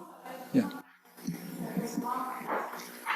as a student in Boston, for years and working class school, and it's really disenchanted by the apathy of students. The school is in a terrible economic crisis. It's really a working class school, and many students were cut out from being for the school. But the students, a very small percentage of students try to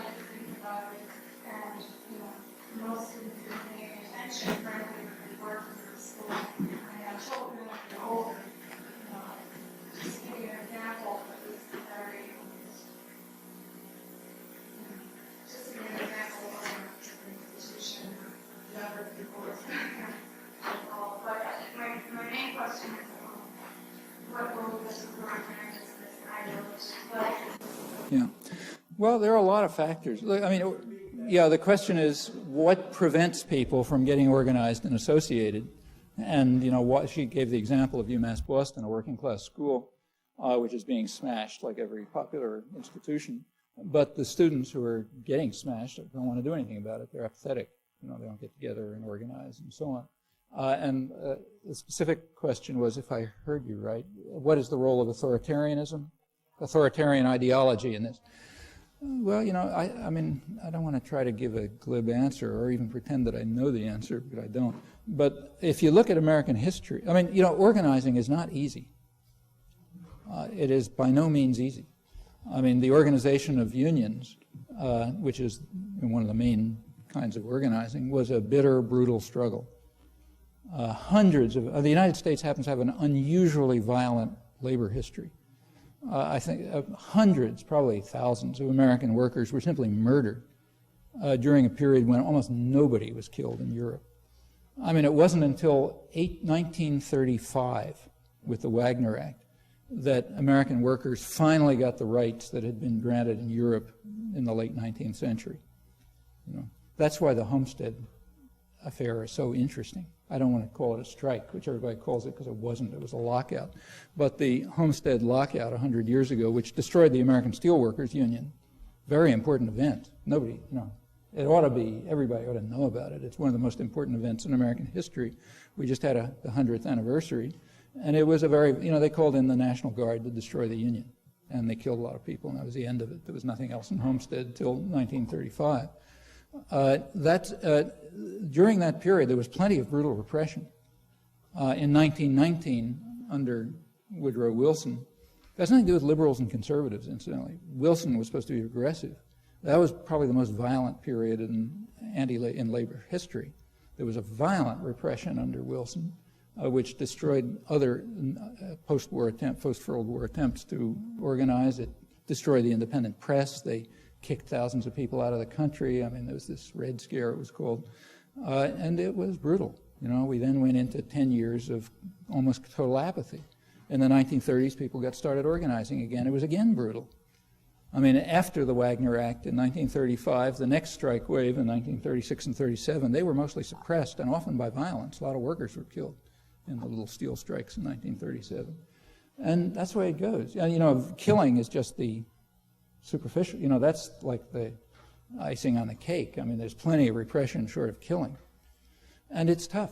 People lose their jobs, they get blacklisted, they get, if you try it in a university, you'll get, they may not officially blacklist you, but you get into trouble. There's all kind of ways of getting rid of people who are troublemakers, from kindergarten on up.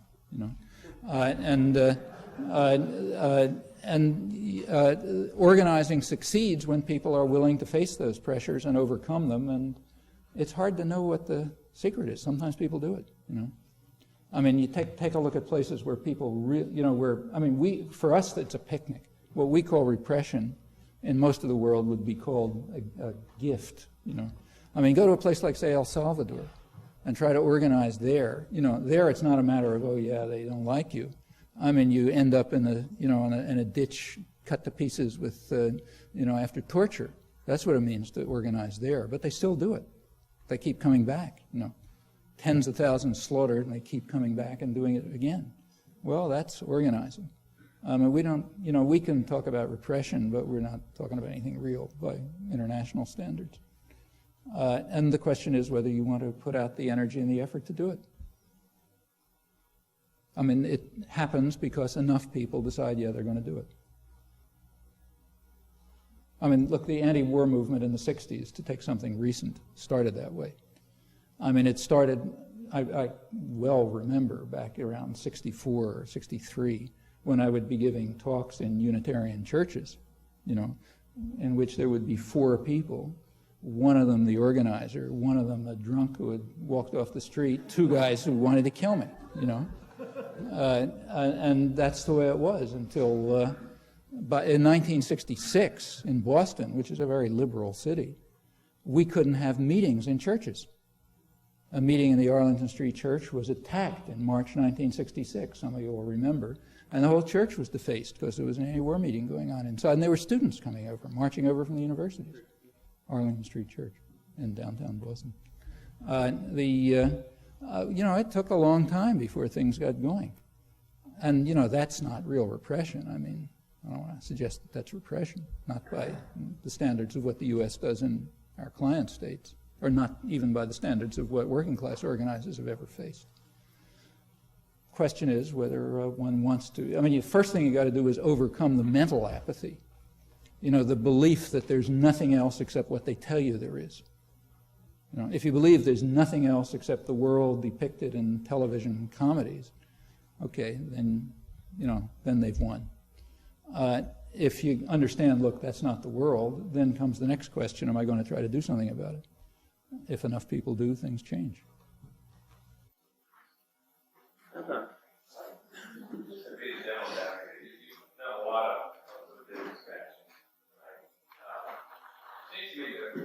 There are some business organizations out there that are really good. I mean, the computer business is what I know about. I think Apple Computer and Lotus, Cambridge.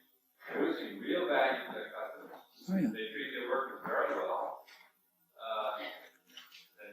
They're really not abusing anybody. Well, I don't agree with that. They don't have to. See, I don't agree. See, but now we're getting to it.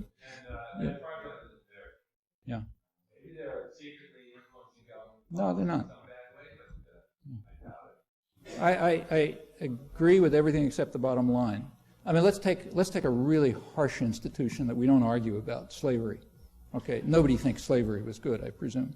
Nevertheless, everything that you just said could be said about slavery. I mean, if you took a look at the plantation economy, there were masters who were very decent people. They treated the slaves very nicely. In fact, they were treated better than free workers, much better. They were allowed to live their family lives, I mean, they didn't beat them up or anything. But it didn't matter. It was slavery. And maybe some of them, gave money to the church and did all kind of decent things. Probably they did, nice people. But the trouble was the institution. The institution was wrong. It doesn't matter whether you do it nicely or not nicely. People, the idea that a person should be owned is just an intolerable infringement on human rights, whether the person who owns them is nice to them or not. And, in the 19th century, it was widely recognized that the same is true if people are rented. It's an intolerable infringement on people's rights, even if the guy who rents you is nice to you. The question is whether decisions over investment, production, distribution, what happens on the shop floor, conditions of work, all that kind of stuff, whether those decisions should be out of public control. You go back to the 19th century when there was a live, popular, libertarian working class movement, and you will read in the Knights of Labor statement publications that wage slavery is not a lot different from slavery. In fact, if you bother to go back to the origins of democratic thought, you really read the classics of when people claim to be, classical liberals and so on. But you go back and read this stuff, like, say, Wilhelm von Humboldt, who was the inspiration of John Stuart Mill. He says the leading principle of his, the great classical liberal, the origin of the whole business. The leading principle of his thought is that human beings are born to, he said, to inquire and create, and to create under their own initiative. If any work that a person does under outside pressure is inhuman. If a person creates something beautiful under outside orders, we may admire what he does, but we will despise what he is. Well, that's classical liberal thought. They don't tell you that in the Chicago school. But that's classical any more than they tell you what Adam Smith really said, which is very different from what's claimed. But that's classical liberal thought, and it's because it was driven by concepts of human rights and human dignities, which are seriously infringed by the structure of business operations, even if the guys who run it are nice guys. You can't be a nice guy in certain positions because the institution is not nice. Now, I'm not, I'm not saying let's go out and blow up Lotus, sure. Not at all. I mean, yes, they're among the best ones around. But that doesn't lead us to I think it should not lead us to overlook what's fundamentally wrong with that authoritarian structure. Actually, I agree with that 50% of the population who thinks that that slogan ought to be in the Constitution. Can you speak briefly about the proliferation of these right-wing speakers on the talk show? The right-wing talk shows? Yeah. Yeah. That's an interesting phenomenon. I don't know exactly how it worked, but back in the 60s, there was a much broader range of talk show discussions. I just know from personal experience, I was on them all the time. And over the years, it's been gradually shifting, not just to the right, but to the freaky right, you know. I mean, a tremendous amount of the talk show stuff is what's called libertarian. It has nothing to do with libertarianism, but it's, you know, real extreme right. I mean, of the kind that you don't even find in other industrial societies. And they have a very dominant role. I mean, I didn't do an experiment, but I know just turning them on at random, you hear this stuff all the time.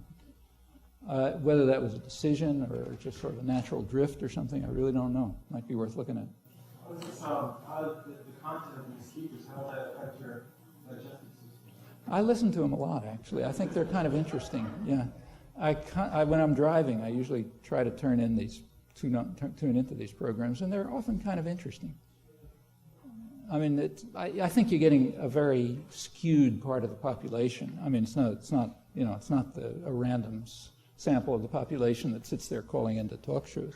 But whatever sector it is, they reflect some interesting things now and then. Maybe we should stop and continue this out Okay. in the anteroom. There's refreshments and good times. Thank you very much.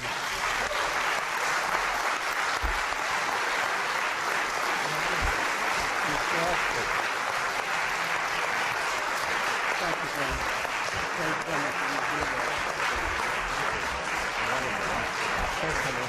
Okay, I'll see you, sir. Try to widen the domain. I mean, take just the last couple of years. I mean, take say women's rights. Mm-hmm. It's very different than it used to be. Yes, it is. Well, that's in our lifetime. Several decades. And it's still a long way. At least you see problems which people didn't see 30 years ago. I'm looking for some sign of hope, but I think another Well, question. I think there's a sign of hope. Things are better than they were 30 years ago. I have toyed with the idea of a constitutional amendment to require equal representation of both sexes in the Senate. Well, see, I think after the Hitler thing, I'm we're sure probably there will be coming problems. closer to that. But we're going to come closer to it this time, and it's because of popular activism. Well, this is happening throughout society now. If you see people accepted into medical or dental school, it's almost 50%. Well, MIT, where I teach, there was no women when I was small. When I got there, now it's about a third, and it's going to keep going up. So there's been a great progress. What I want to I hear a lot of talk here about large institutions and culture and how it sounds to me like what you're interested or what you would value for yourself is for people for changes in altering or changing large institutions. And while I'm not against that, I don't hear much from you about people just voting out of mainstream institutions and creating their own small, but more personally humane or whatever institutions. Sort of not going to MIT, maybe, for example, and creating their own school or whatever. Finding that MIT, I know somebody, a person who I'm a therapist. He says the only two positive experiences at MIT were the acceptance and the graduation. Everything was hard. And I don't think he necessarily is the only experience of MIT. But what I'm saying is, people can see you're in favor of that. I think people creating In fact, the way you change institutions often is by creating alternatives. Yeah, because I don't hear much about that. Because my energy is not for collective large things. It's just I don't have the energy for that. I used to be involved in it. I think my little thing is very different. It's not what the society values. That's what The story of elephants and mosquitoes. The elephant doesn't care about one mosquito, it doesn't care about two mosquitoes.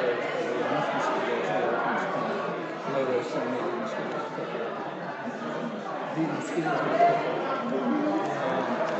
that's a way of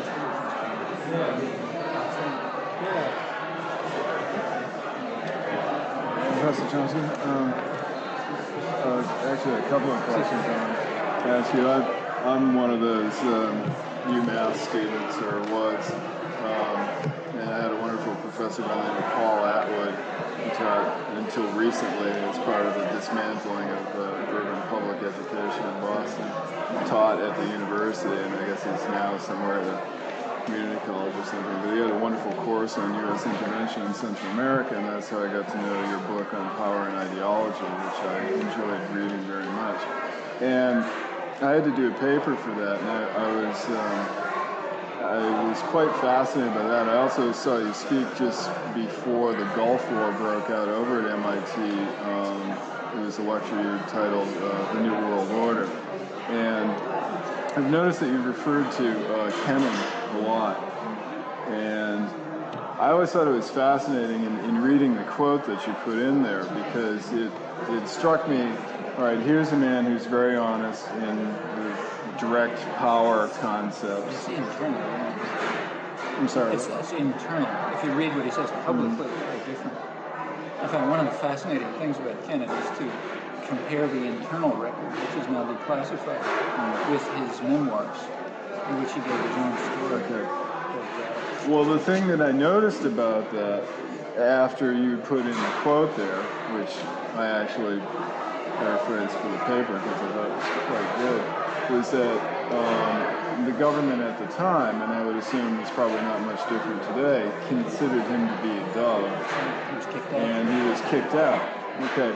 Now, what is it that they're looking for in people like that to sound naive? You want to know what they want? If this guy's talking honestly about direct power concepts of dealing in the world, yet they thought this guy was soft and they kicked him out. Kennan was replaced by Paul Mitzi. Right.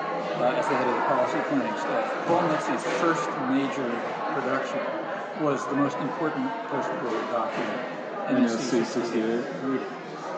If you don't want to read the whole thing, I've got long excerpts from it in a book of mine called Deterring Democracy. And then there you see what they want. I mean, this guy could have come straight out of the by comparison with him, Kennan was soft.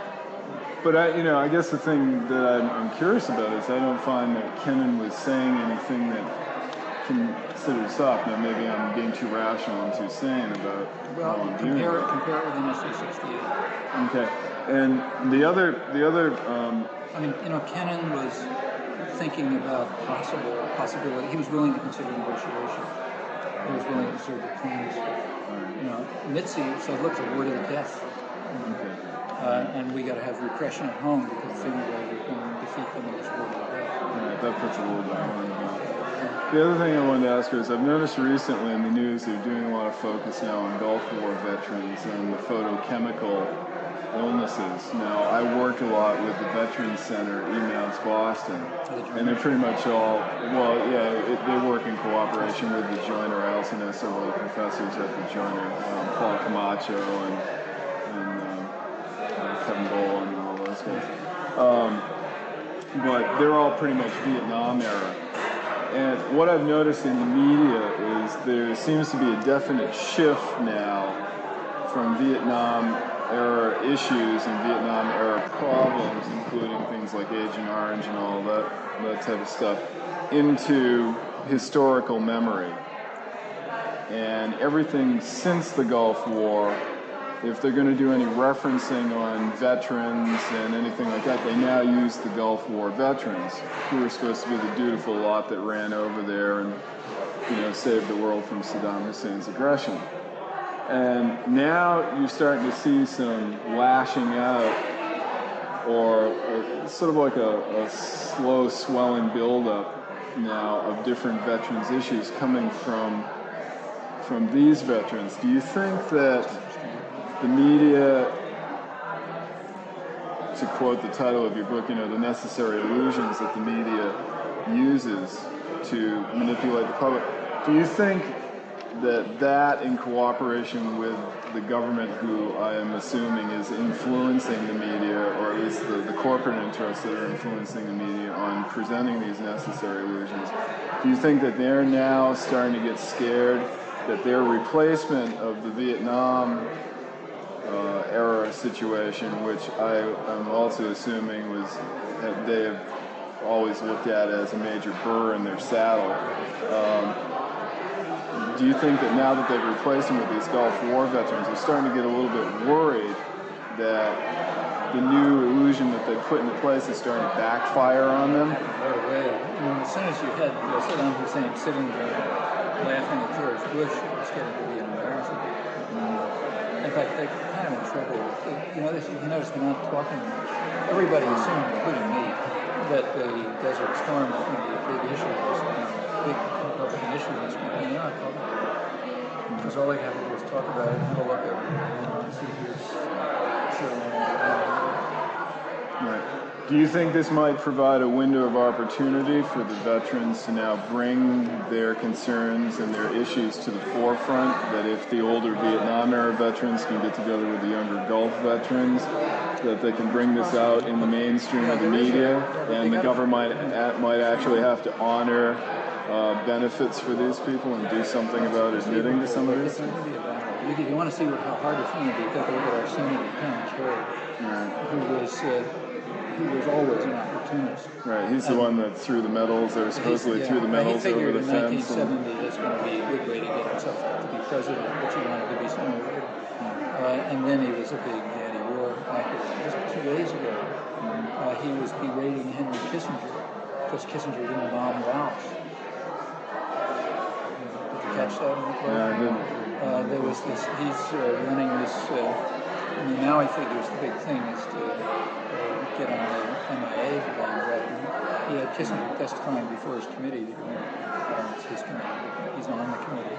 And he was badgering Kissinger about the fact that he hadn't been rushing from a peace treaty about getting our men back from Laos, and why hadn't he threatened to bomb? And Kissinger turned back and rightly said, guys like you who are making it harder for us tomorrow. And the idea that Kerry would take that position tells you what the veterans are going to be up against. He was sort of like the weather vane spinning around. He wasn't, well, it didn't look to me like joking. He was written up in the globe.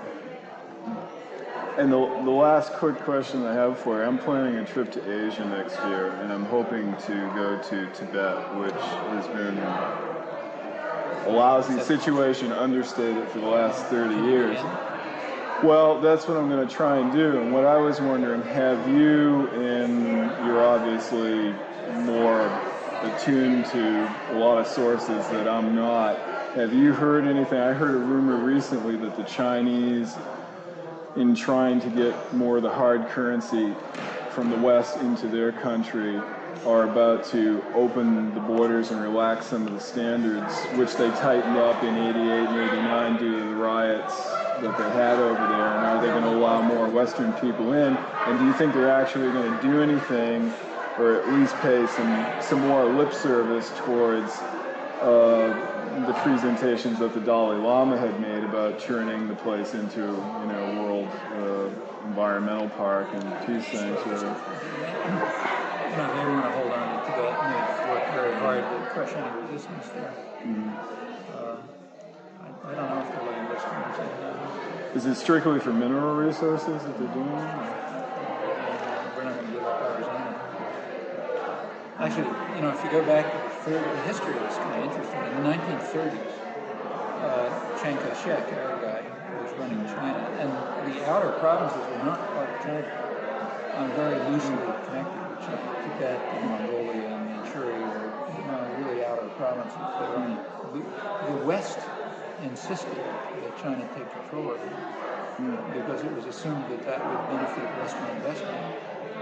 It was our guy running it. So we could go in there and milk the mineral resources. And the people like Owen Lattimore were very bitterly denouncing that back in the 30s as saying, look, these countries that have their own freedom.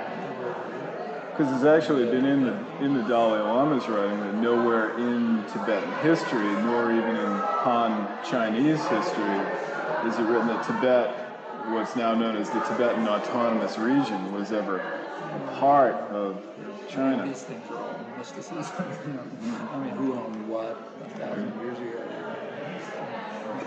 All right, but you haven't heard anything in particular that's going to... Okay, great. Thank you very much.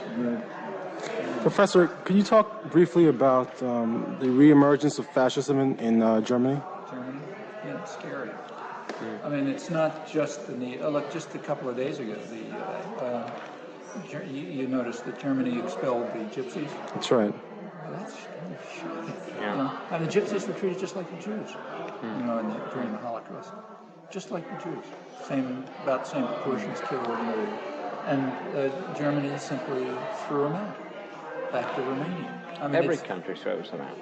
Yeah, but you know, for Germany, there's a particular anger against refugees, though. When everybody does it, it's true, it's bad. But when Germany does it, you know, I mean, it's so shocking. You can't even, you know, you're speechless. Well, I thought they had a constitutional law now that they had an open borders law that they had to allow anybody that wanted to come in. But you know, Germany's a very racist country. That's correct. It's not just, you know, it's just unbelievable. You know, they believe in ethnic purity. Actually, a lot of Europe does. You know, we're much different than Europe in that respect. Oh, yeah. It's one of the good things about the United States. Japan's probably worse. You know, but you travel through Europe. It's not a, you know, their racism is we don't want the guy from the next village. You know? I mean, Europe people tend to be in the place where their grandfather was, to an extent that's not true here. I mean, I happened to be in Germany just before the Berlin Wall fell, and the hatred of East Germans was you could cut with a knife. I mean, you can't. At least I can't tell the difference between an East German or West German. Maybe they can. But you know, the idea that those dirty East Germans are going to come to our country was just, you know. Germany as a whole has only been unified for 100 years. That's all, and just elsewhere. Most of Europe has only been unified in what we call nation states now. For that, look, I mean, until very recently, people didn't even speak the national language. I mean, it's probably still true. You know, you go to parts of Germany, they don't speak German. Switzerland still has 4 languages. But even in Germany, you know, Bavaria can't understand somebody from Napoleon almost unified Europe. Well, it's actually it's funny. It's interesting that, you know, Europe is, as it's moving towards unification, it's also moving towards devolution. So now you have dozens of little groups. We might find a Europe of 35 countries instead of 10 or 11. Scotland, Ireland, Provence, Bretagne. Imagine the Basques. The Basques are one of those examples of this. Cut between everyone, like the Kurds and come on, get them off to these. Son-in-law, who's a militant Basque nationalist. That's interesting. Yeah. Well, you know, it's funny that you should mention that question. I work in a retail store in Boston, and right now, because the Deutschmark is so strong, there are a lot of German tourists coming into Boston. And so seeing all these scenes on TV about the skinheads and the neo-Nazi fascists and what they're doing to the immigrants in Germany, I've been asking these people, you know, what's going on in your country? Why is this happening? They seem to be downplaying it. Now, I don't know if it's a sense of denial or if it's a sense of our media control trying to hype it up for whatever reason they want to hype it up, but they don't seem... In Lexington, suburb of Boston. How often have I been in Dorchester? You know, if I read in the Boston Globe that people are getting murdered every day in Dorchester. For all I know, it could be happening in Tibet. Right. I mean, you know, you can live very close to something physically and not live close to it psychologically. And the German tourists who are coming here are not the ones who are smashing up immigrants. Those are the guys down the street. Professor, can you compare that situation to the Republican Party's platform? American Republican Party? Yeah, the type of fascism you see in both situations. The Republican Party is very interesting in that respect. It's got real fascist streak to it.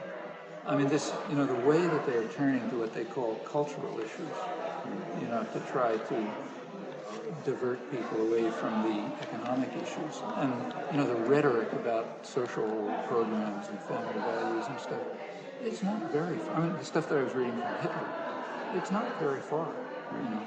I mean, if I hadn't told you who it was, I bet you there were people who thought that came out from Pat Robertson, but it was Adolf Hitler, you know.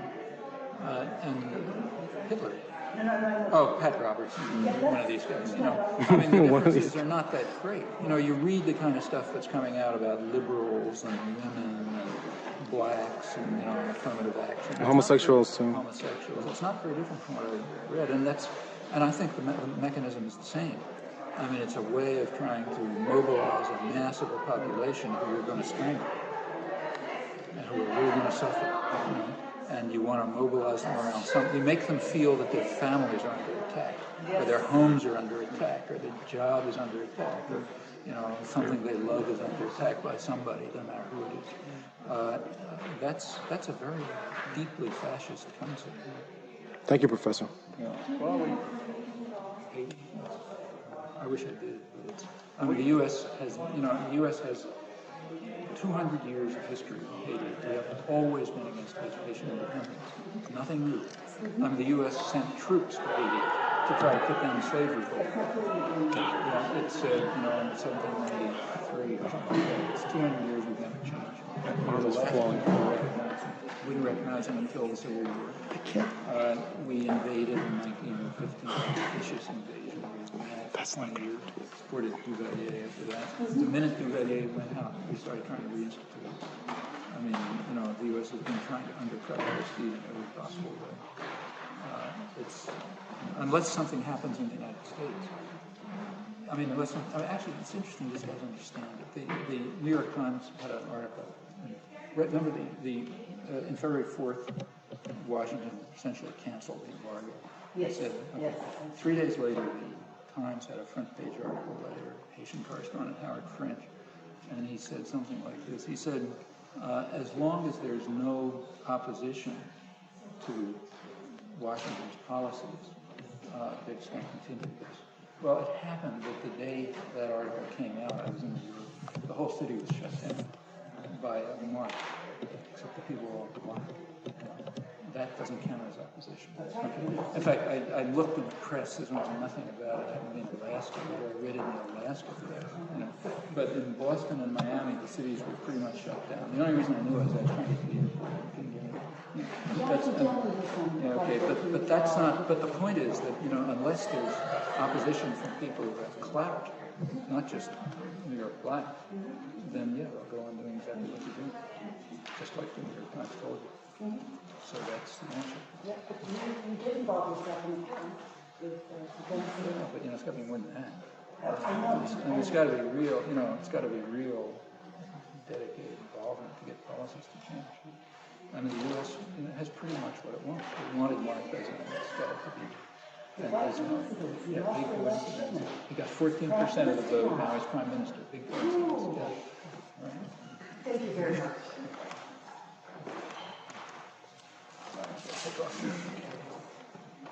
Hi, Professor. See you later. Thank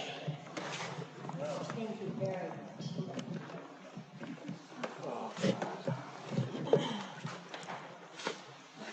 I want to raise.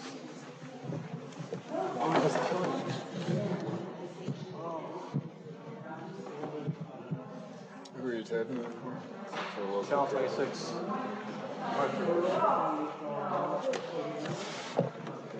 Oh, God. You had to talk to him. About Europe. You gotta get this over with.